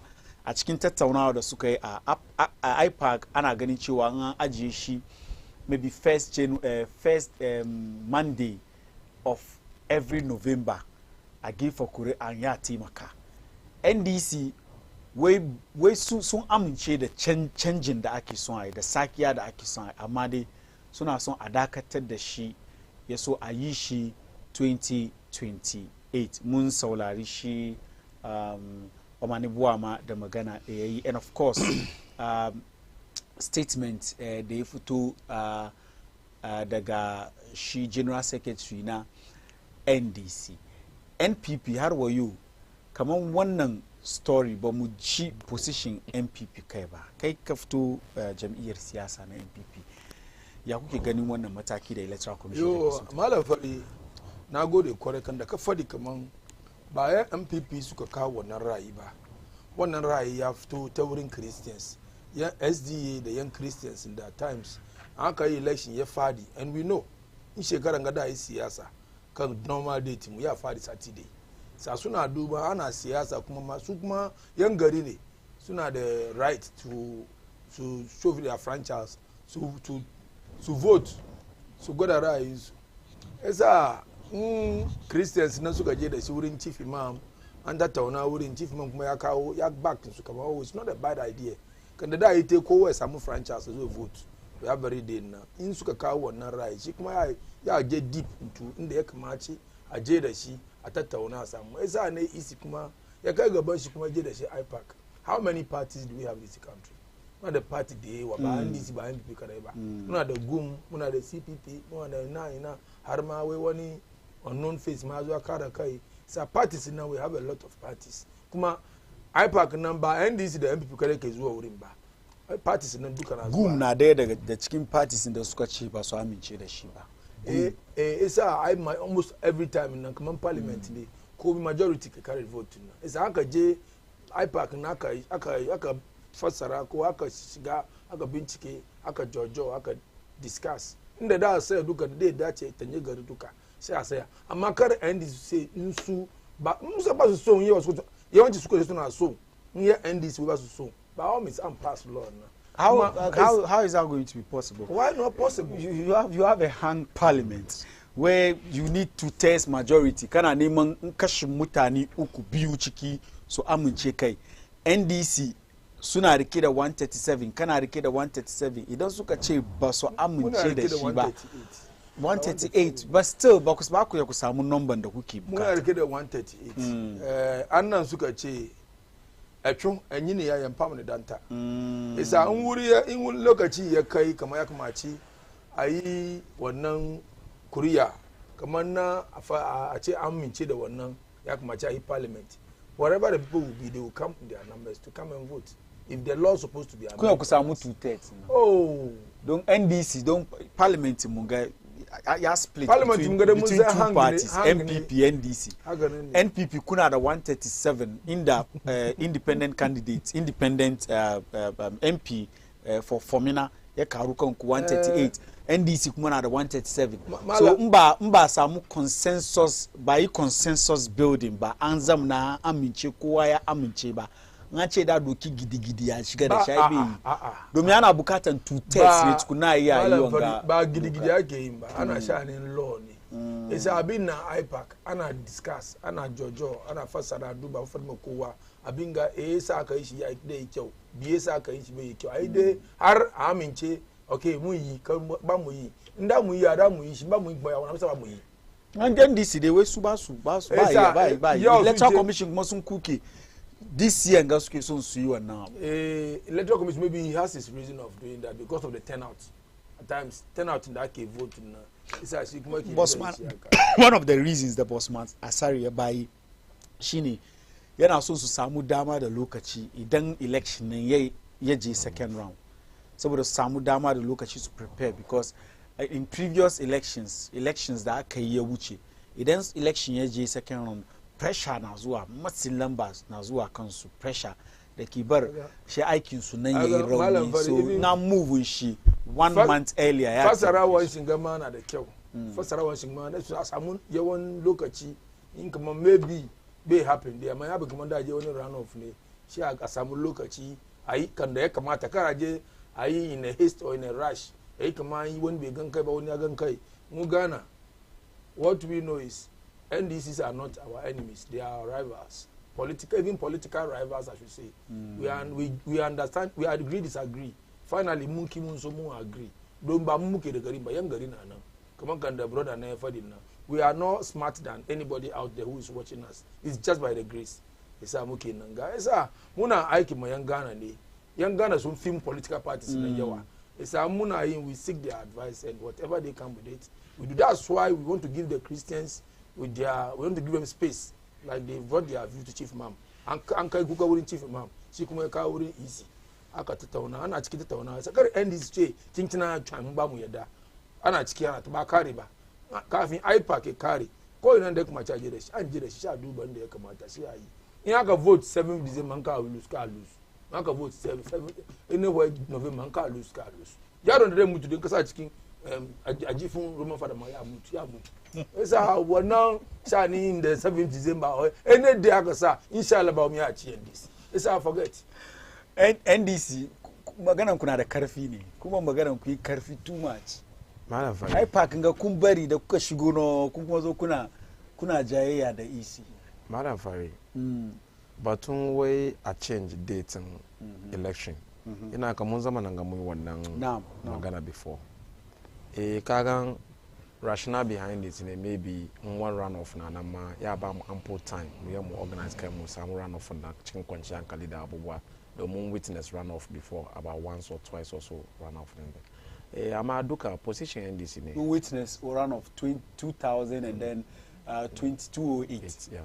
Kuma position NDC duka ne gaskiya muna support wannan agenda kaga elections na muka san elections by events ba ne election process ne ba ka tashi cikin election year ka zo ka ce kama election year 2024 January ya kare da mu shiga February akwai a lot of activities na isin na ya kamata ta roll out.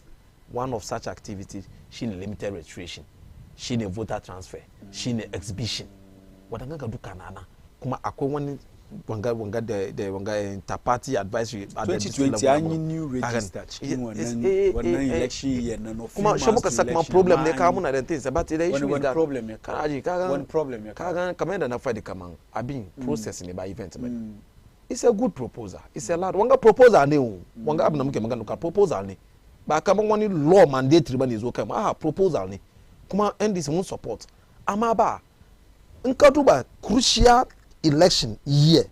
This is 8 years of a government by way 4 years or second term or maybe mission 5 incumbent government are sick for maybe second term.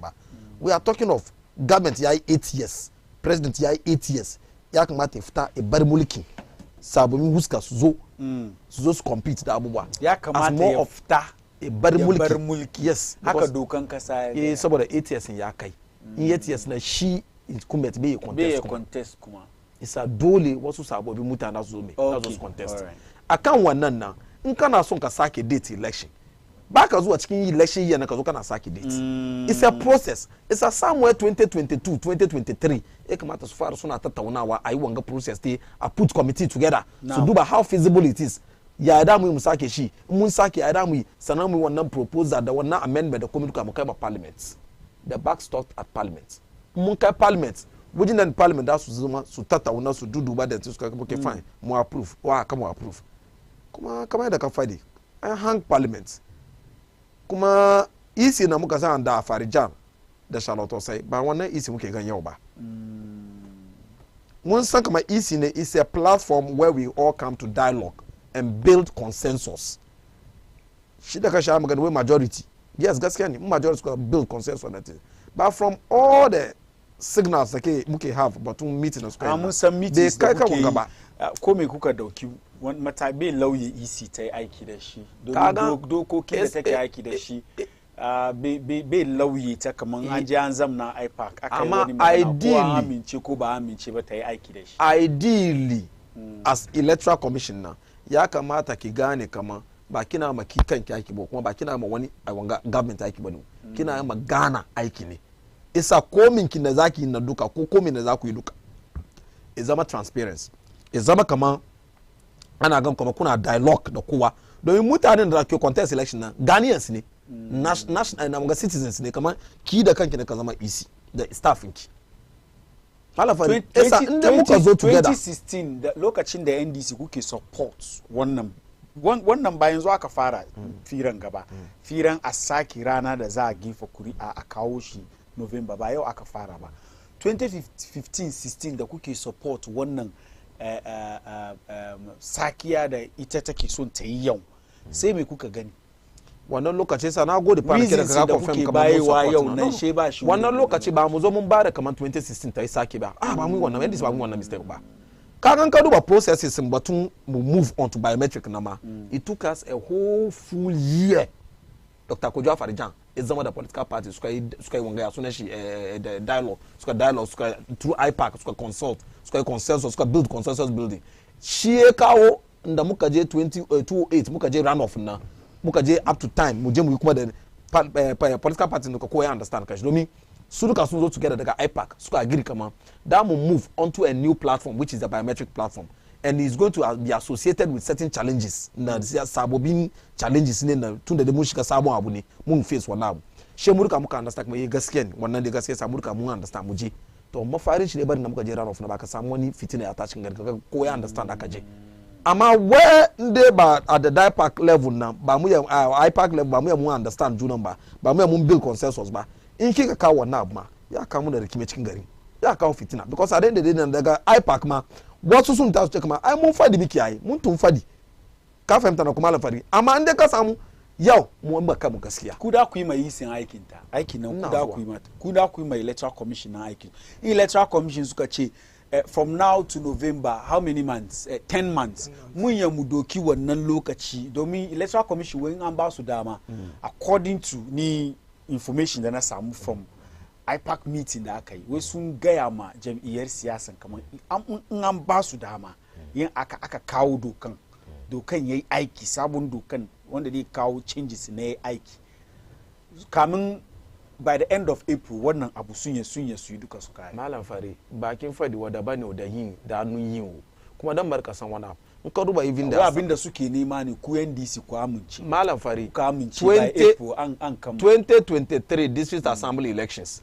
akwai wadanda sun je polling stations da suka kai wujin ba sunan suka yi register sun je kan BVD kawai abi wai verify gabanin akwai polling station da suka je ma BVD machine an daga kan yanka mai shakin ga shaka check moto an verify yanzu sai yazo ce DB anu shaka wai capture verified kuma in IT inda ka koma kana capture mutum hakan ga it means fresh capture kike abinda muke fuskanta kowane ina zuwa malafari ina magana ka tambayar na yasa nake kawo wannan magana there are a lot of things agent issues ne kamata issues to attend to address ba wannan ba wanga ba there are agent issue na wannan aka kuda ku determine mai EC wanda ya kamaci ku muna draw attention ta ne shi ba wai kamar mu da mu determine ba muna so ta yaki da shi tana so ba ta yaki da shi exactly amma in ta yaki da shi ya amfana da mu duka cikin garin duka baki da because kaga inda ba mu samu gaskiya ba mu samu transparency ba mu samu kamar tana aikin ta kamar ina na mako wani ba wai kamar na for special political party or something. Mu shiga parliament.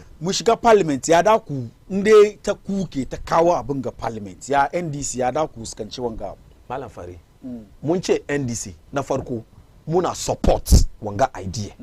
Kamar ai sakiyar ranan kuriyan saboda in an sake wannan rana aka kawo shi somewhere November ya ba mu ample time ko da ma ya zo kama akwai runoff a yi aje a samu lokaci da dama a duba a jara a yi aje wannan runoff. NDC muna support wannan sakiya amma abin da ba mu support ne at this point in time ne mun tun shiga cikin election year and every election year has its own election calendar.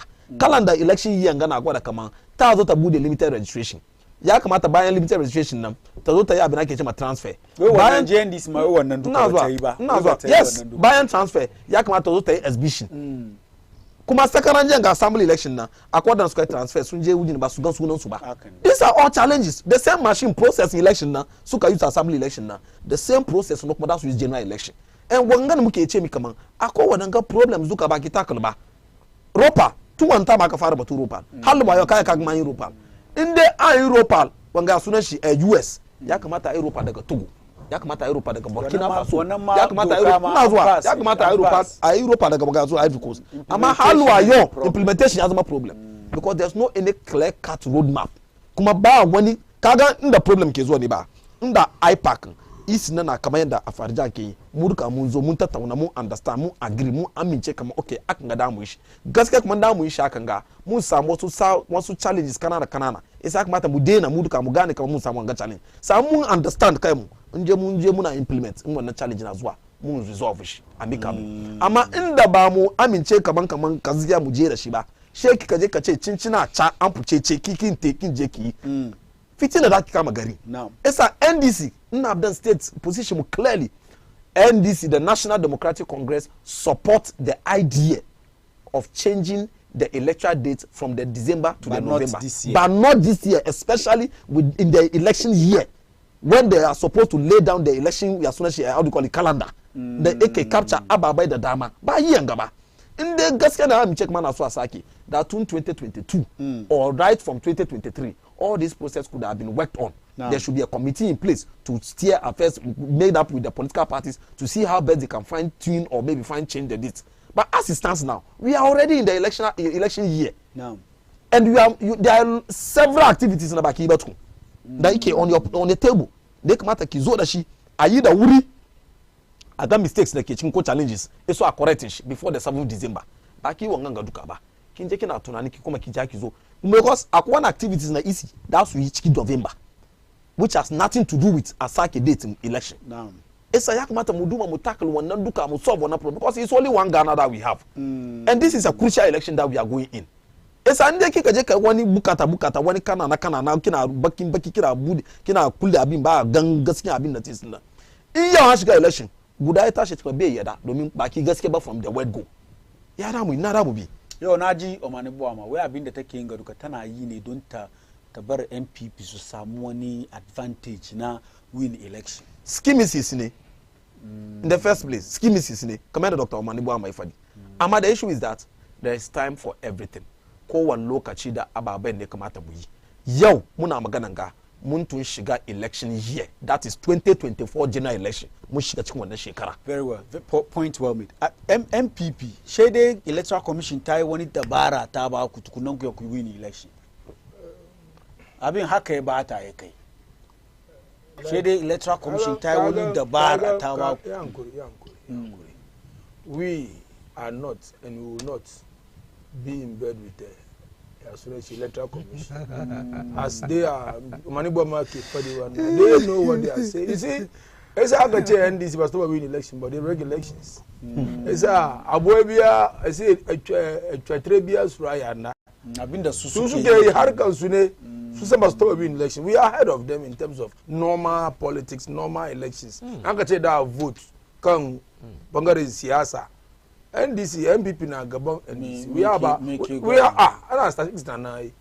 are about 47-45%. We are about 42-43. Ghana win only 2 regions. NDC to win or lokacin da muke da 10 regions suna su win 8 out of the 10 regions make you gwada kaman kuna gaba ba region ba even with magana da fifi ko te yi about voters na numbers in the suke samu Ashanti region ya bi voters in duka it tells you kaman muka win Ashanti region muka win Eastern region muka win Greater Accra region we can win elections it's like you need Central region to garnish then you win the elections. It's not about winning the whole 16 regions or 10 regions. There are regions that doesn't count. Numbers, but numbers worry. There are regions that don't count. If I say doesn't come in, there's no numbers. Numbers be the yawa. Come on, can the one guy for the 50 kwateke muna chicken voter region because he knows. Kai kodoki number Ashanti region ka share like 6 regions. Thank you. Ka doki wannan don ka je cikin wani constituency. Ya santi dudu wura kenan. Na su dudu wura. Enye kitewe si we dudu wura an ka shiga da dai wannan sai ka bata ko ina. Ka sai kuma Eastern region ka doki Eastern region ka doki voter other region sai ka gama duka. Eastern region ko dai condemn wannan duka. Kuma ka doki Greater Accra leba ka samu kaman 21 22 seats in Greater Accra. Parliamentary seat automatically you won elections. Yeah, so it depends on the numbers. Elections by counted for the number event by the process. So we are in the process to the correcting. EC, we don't need anything from EC to survive. Yes, MPP, we are ready, we are prepared, we are ready. But we are slide low just because I am Antino onto I am here. Fine. It's like a boy baby will pray. We are retired, mama. Nothing will stop that. Ghanaians know. Wait, Salaam alaikum, Malam Fari. How are you doing? Just to greet you. May Allah protect you. Bena TV connected to the world. One after Muntari.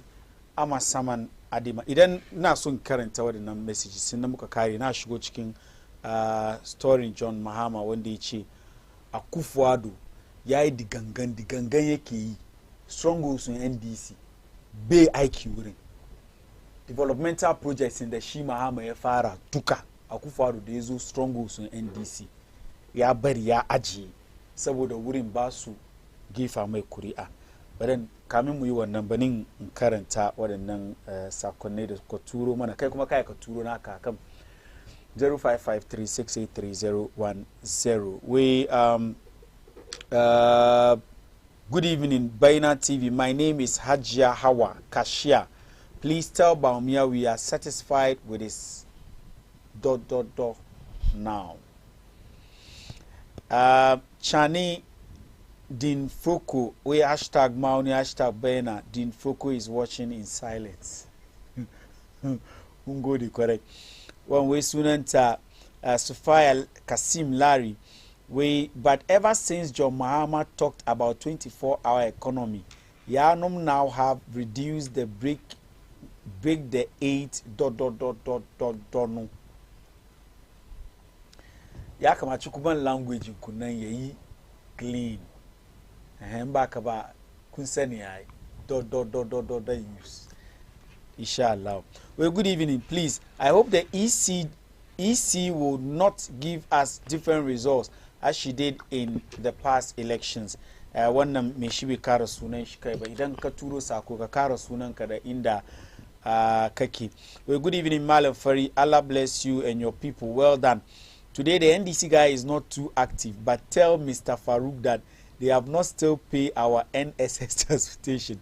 When guy ma yo kana kai door kadam. Maybe muka shiga cikin story Muhammad na. Ya tashi. Ya tashi inshallah. Wannan wai sunanta Maimunatu mana kenan. Mana ta turo wannan sako from Ashali Boche. We assalamu alaikum Baina TV. Well, the problem we are facing on our national Black Stars has to do with the players. Has to do with the players. I mean, he wants to say that some of them are unable to recite the national anthem. That is very true. The national anthem has spirit. That is very true. Kara Dubayan South African suna national anthem sunga in their Swahili language. Kara Dubayan Egypt suna yi cikin Larabanci. Sometimes my voice in suna overtake tune nanda muke jinna. Even Nigeria mo kopta munga sometimes kana jin place in suna ama muna national anthem ala ka be sani ba He said, God bless our homeland Ghana. When the Mikey Ghana AG school to you and taken she and help us to wanda aka rene shi turai shi ne gaskiya ne wannan sako da aka turo muna by Idrisu Gomua East shi ya turo wannan sako. With my regards to our incoming president Dr. Bawumia, Honorable Hawa Kumsin and Honorable Kojo Asimenyi of Gomua East. We salamu alaikum wa rahmatullahi wa barakatuh. Baina TV, Malam Fari and Alhaji Farouk. The budget the NPP members brought up, the NDC members had ideas about it and they decided to say things against that. We say that life is hard now. They deny saying isn't true.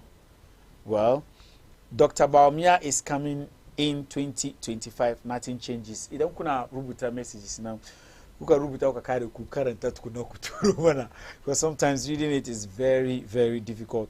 Wannan sunanta Hajiya Alima Tabarakallah, our very regular texter, where the NDC isn't confident of winning the 2024 elections, but the MPP, out of respect for the SDA group, the MPP agrees with the changes for the sake of the national cohesion. Dr. Bawumia is winning, inshallah. Hashtag DMB 2024. It is possible breaking the 8 for the development of Ghana, inshallah. But in post now kumu come keep them coming. 0553-683-010. Inji John Dramani Mahama, we MPP ku digangan ku kai. Strong goals. Ya cite examples, the reason why he's saying this. We shekaranji nga Akufo-Addo yaji Kumasi ana mai yaji Volta region da Ambali and Ruwai Chisu yaji Volta region lokacin da aka spill a Kusumbu Dam. Yaji na magana ya gaya musu kaman inda ce dai duba yanda suke gefa kuri'a da bai zo wurin ba.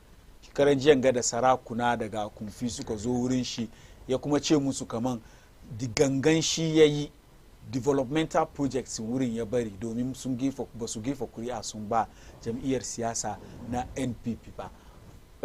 Honorable NPP haka kuke digangan kuke malam fari kagan siyasa inda aka kai da siyasa ko wana neman wanda ya saya kan shi abinda ya kamaci ya yi magari ko ya mutanen garin na dai dace.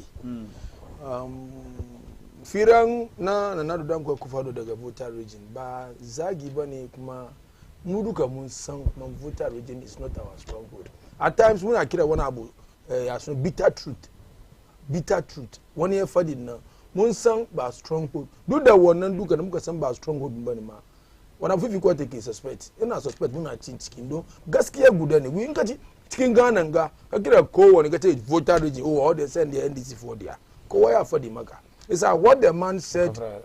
Maganan da ya fadi nan bai fadi wani maganan da is like we are not happy with it, but bai wani maganan da bai kamata ba haka.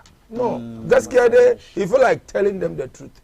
And in terms of a kumfi bai musu wani maganan ba. He wants somebody mutumin gidan shi ya kawo wani abu kamar ya min aiki. Bai trust the NDC bai. Bai yazo sa aiki ya hannu mutu NDC. Kuma ya kumfi kuma su samu fair share of the cake. Gashi nan ga Kofi Juice na aje company yara su samu aiki wuri ana aiki kuma na hanyoyin su kuma yi da yawa an ba su ba kuma an neglect su ba. Neglected is different kuma an cire ido. An neglect kuma ba tanka kuma sam ne, amma maybe ana aiki na ga na sa kudi hannu Razak ya yi min aiki ko na sa hannu kudi Malam Fari ya min aiki, amma ga Muhammad na sai na sa kudi hannu shi maybe ban samun good results. So shi da nake bin kanshi na ba shi kuma ya zama gefe, ya zama spectator, not a referee or something. So who should I? Esa bai wani magana da bai kamata ba kamar isa ba zagi ba ne. Isa times nan wani bitter truth kadan dai yake fadiwa. Sa Mahama ya ce wani abu. Kun neglect kun development cikin strongholds. Wanga West nga aka ce an neglect. Mahama is a whole confused person. Wallahi Mahama is a confused person, I'll tell you. Simple because Mahama eche mun neglect. How come Fifi-Kote they say we are eating in Volta region? Go to Hohoi, go to Adaklu. Yes, I'm telling you it's a fact. Na Jewuri na ganda daruna. They didn't say kilometers of road that carry in Volta region. 432 or something kilometers aka kare cikin voter region na je na gani esa na ireso banza ba. I know the reason why I'm saying it's a fact. Je voter region today and see you enjoy the place, the weather there is good and the road network has done the weather. Wallah. In weather there daddy Malafari. If somebody says weather na the sweet weather is gonna thank you Malafari, you are smart. Done the weather. Malafari, you are smart. In kana some good weather, that's where you don't see dust. That Itachuna God, that is like nice environment with a good road. That's why I'm saying that the weather is good. Yeah. Because if you don't have dust and you have, let's say you have dust, Bakura, you will not enjoy the weather. Because Kuranduka ya take over weather. Weather. So in Mahama Eche, we have Northern region. Go and see the roads. Zamani si where even Ashanti region use gold memuso hanya. Basu so wanama anzamakai. Zagi na Zagi Ashanti region. Oh, Ashanti kingdom. Ya Zagi Ashanti region. Kuma aka akoroki gold. Aka ida shi hanya ma basu appreciate. Esa inye when I say come and neglect. In a greater Accra a year of roads. But in the Akabarichiki. Yes, the year of roads. Are we saying we are safe in Okagwe Central? No, we are not. Fadama, we know NDC dominate. Nkaje Barbado Zongo, NDC dominate. Nkaje Asunensi, Abeka, NDC dominate. Akwa Zongo they were chicken constituency, but because of a good work. I can click in the MPKE. Esa kare eche and neglect. But neglect by reject ko over. Mahama is just frustrated. He's just confused. He don't know what to say. He just needs something to say and convince Ghanaians. Is Mahama confused? Malafari, na gode kware. Ya min dadi kaman da ka tambaye shi wanga magana shi da kashi ya zama nan ga national television ya confirm. Wai gaskiyan voter region na magana na Nado yi na da bai musu dadi ba da amma gaskiya kenan. Isan dai ka ce gaskiyan ta kai sai deliberate. Digangan kenan gaskiya ne. Yayi digangan cire do. Inda ya samu da ruwan na ma rushe su duka ma da ya samu da ya mai dadi.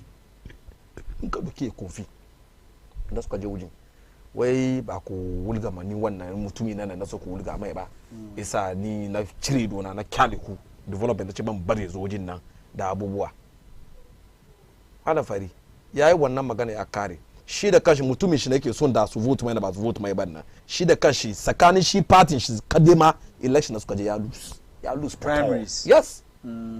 Ya lose poto isa menene ne shi na do mutane da ba mutane suka gan kama wannan candidate su na bai da kyau har su zallan su ma kawai masu vote okay tanka zagi ma mutane konfi kuma dikangan musu wai year of road Greater Accra tanka Madina mu bolga muke mu muna northern region mu ba mu na cikin Greater Accra Madina an zuzuba muku asphalt daga na side in UN ngana ganya asphalt wuri hana fari UN lokacin wurin duka ina zuwa UN ina zama da fari UN project is Excellency John Dramani no project is Excellency John Dramani mama na aka fara cikin dare ka ga kuma kamin ka tashi wanga Quas wanga ya sun Brazilian company ka is it Quas Usuya rada Ghanaian company mani Usuya da dare saka kamin ku kwana from post office abineka ma social fair kamin dare yo cikin dare kamar 11 10 11 12 kuna kwana na kan kuma machines an kuna light ana re-asphalting of Accra road which was started by Excellency John Dramani mama kaga kamar dare ai kamin da safe ka tashi ka fito gaban ka gama zuwa ma thick asphalt wannan eci ezo hali ezo wanga kunga TF hostel gaban kunga hali bi ezo gaban bayan wanga agreement nga ezo bi gaban agreement ga duka wuce hali North Legon IPMC kama zuwa Zongo shiga aleje Zongo Junction biske je Al Madina social welfare amma malafari na zuwa na zuwa UN ina magana wurin duka lokacin da kama ina magana baji malafari san dai zama na gaje kuma year of road je ka bi risk traffic light yanzu wadanda ke fito aviation suna zuwa suka kai risk traffic light in light ne aka da green in sort of a ce lori kaman 20 day wuce lori kaman 10 day te because manhole na ke wuji highways kenan wannan lori wannan anya highways kenan doki abin ne kama wujin nan har zuwa third gate ka duba inda lori na anya lori ne bata ka doki from aviation junction na all the way gaban chief imam Madina Sheikh Shabu Abdullah gaban gidan shakin ga har ka kai social welfare junction nan ka doki from social welfare vocational school all the way to estate al atraku ka duba inda hanyar lori da yake sadi gangan aka yaka bara ka zama nan ga kai national certificate kuma year of road an taba kuma road wani road aka taba je magana isa sanation da mama magana na ga in kamin president fa ni ga malam fadi na zuwa magana ne fadi gaskiya ne saboda nanado ya san kamar nanado da bawumiyar da NPP sun san kamar in dai muka zo muka taba roads Madina tanka mun yi ma wai stronghold NDC kenan kuma ka san Madina stronghold NDC ne in sun taba anya lori mu tankan gaskiya sun yi ma NDC aiki kenan tankan lawyer su ya take credit kaga yau mutane sun ce kamar no na zuwa okay fada ba kai ba wai year of road Madina is a swing seat. Is a swing seat. So guda gawa against four na no problem mun ya da swing seat ne sasa yanzu na yake magana ga tun da suka zo power malam fari lokacin mu kamin mu end kamin maybe wata ya mutu kamar da yau muke cikin 31st ga all the way from 20th all the way from 25th kagan department of urban roads kaga suna tafiya kan anyar lurka suna patch anyar lurka suna jijjar suna patch because it's getting to the end of the month ya kuma super patch in the photos ke damuwa su jara so su yes su send way bill so abiya skuli for in the subsequent month malafari tun the MPP school power ban taba gun by the close of the end of the month wani urban roads department ko wani contractor an bashi wani contract ya zo yana party rules ba bai taba happen ba anyan voter region da suka yi aka yi karkashin wannan gwamnati anyan wannan area da aka yi anyan nan in dai kana magana batun anyan for that I talking of the eastern corridor in the eastern corridor mutun secure kuma mu anyan ho kana ji malafarin na zuwa it's everybody knows that government in gai malafari suka bude suka yi shi dual carriage road he talked about it wai year of road ko ba ka da fari ba shi suka bani muka saka sun yi road ko ina shekara na suka declare wannan year of road na was even in 2023 suka declare wannan year of road wannan year of road 2023 na malafari there is no single road ba one single road na da cikin Madina ga kuma suna yin wannan nya so Madina malafari yan yes Madina na ya declare no of course ba 2023 ba 2023 ba 2019 declare year of road 2019 kuna cikin covid. You see, you asked me a very good question. That's the basic question. He couldn't say anything. Larry, wait, this NPP government has taken Ghana back by 30 years. Wallahi. It's true. Please ask the NPP man why Bawumia released the dollar. Is it because of their massive looting? Bawumia will surely break the 8 by losing this 2024 elections for JM to take over. Well, good evening, Malam Fari. Tell the MPP man that they are not winning. They are ready to lose. Well, good evening. Please, I hope the EC will not give us different results as she did in past elections. What a message. Takmo Turu Nina Karanta. Well, this is Haj Sulaiman. Malam Fari, please kindly allow the MP to express his disagreement on November date. Thank you. Who is that? Mr. Host, are you aware that Mr. Bossman has said on CTFM that almost all the parties have agreed to the change from December to November, but it should take effect? I don't know, maybe Maranchenga coming Mushigo studio nga. Yeah, interview kan CTFM ya ga wannan magana ba jiya IPAC abin da ya ban wanga magana ya tashi NDC suka release statement duka ne an ce an amince cewa kaman za a gabatar da shi wannan change wannan shekara abin da ya tada wanga magana kenan shi sa idan Usman from Amasaman idan ka ji kan city maybe Maranchenga kamin dai mu shigo cikin studio suka canza nasu wanga decision. Greetings to Malamfa and all your panelists. When Germany went to the World Cup in Brazil, they spent extra 40 million euros in the tournament. It isn't about the prize money, but the marketing your country gets from the major TV mileage.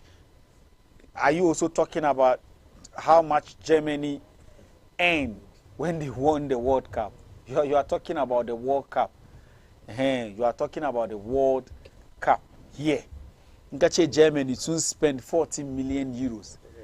Assignment, Jake find out, nka win World Cup, no kaki samu.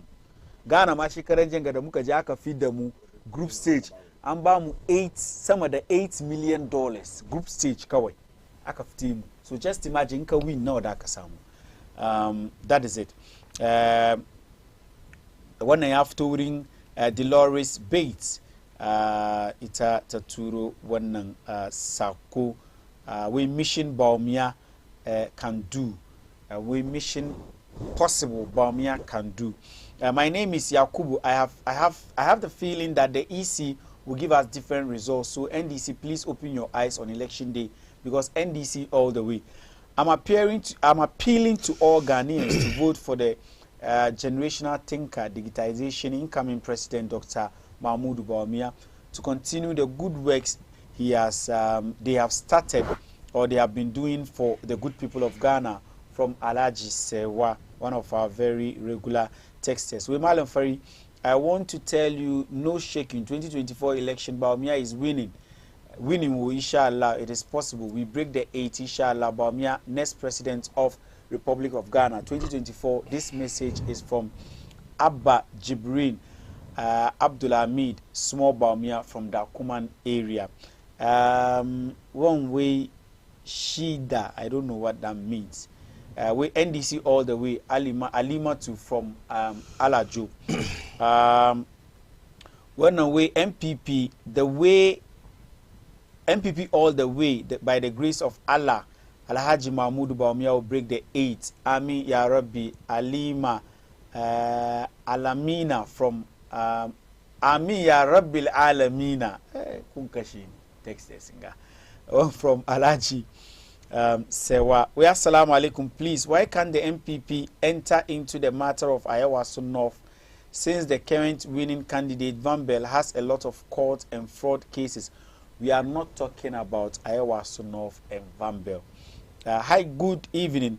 How are you all? It's Madam Hairdresser Fadama. Tell Honorable Farouk that he is telling all the truth and also support him 100%. Hello, Malam Fari. Let's tell some things even our MPs in Parliament did not know. How say they national?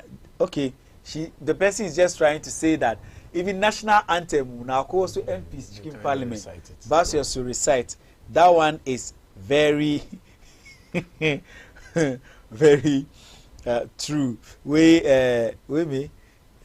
And hear yourself and about Medina. Honorable Sorogo is a Zongo boy. He sat on the Medina set for long. What did he do for Zongo?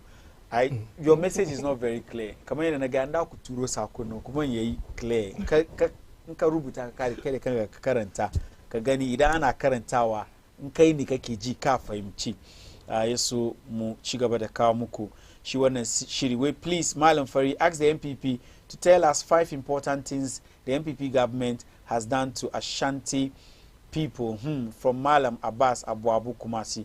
Sofo from Kaswa, ask MPP man, Oti region, which roof did they do? Which road did they do in Oti region? Wannan ya fito mai shi kara sunan shi ba. Maskolo a wannan lokaci na bude phone line ya so ku kuma ku shigo ku tofa albarkacin bakin. Kuna da wani minti 6 ya so mu pick phone call. Now 0553 683-010. Alafari, kayan batun roads and no back. Doki abine kama ayi mensa zuwa Kwema. Zuwa fita da Kwema kaje al zuwa Damfa. Damfa kaje Adotema. Musa mukola kan la. Hello, waki kan la.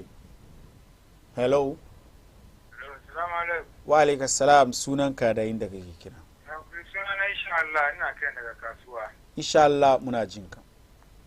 Na ce ba don Allah don annabi ina sun gaga roda na mutumin NDC da ke wuri a su yadda kura wanga election da a zo da shi November don ka gani lokacin da Kufado suka zo fawa waɗansu mutane sun kai petition suka suka ba fado kamar shalaton sai a cire ta ciki yasa wanga plan suka yi suka bar wadannan yan churches nan suka kai petition kamar a bari a cire voting na December kawo shi November. To in NDC muka yadda aka kawo shi November ta gani batun inkin nan a cire inkin nan ta kawo ciki.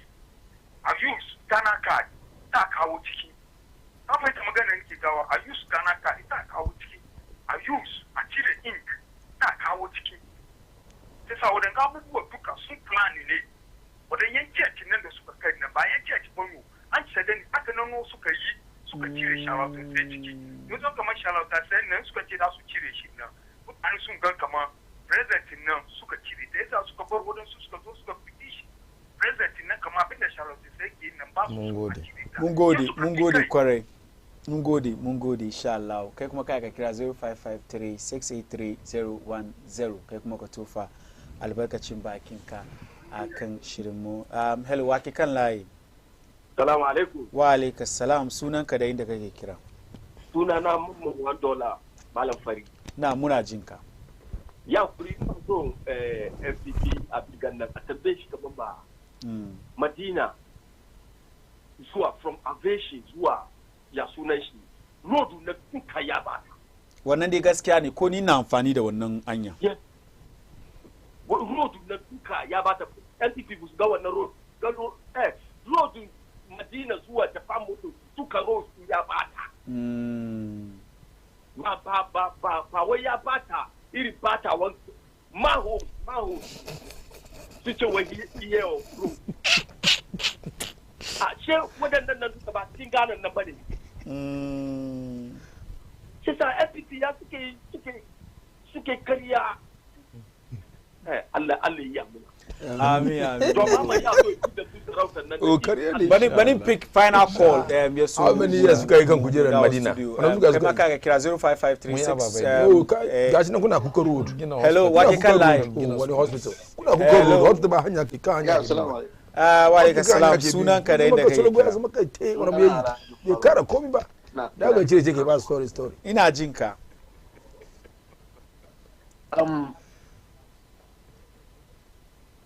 Hello?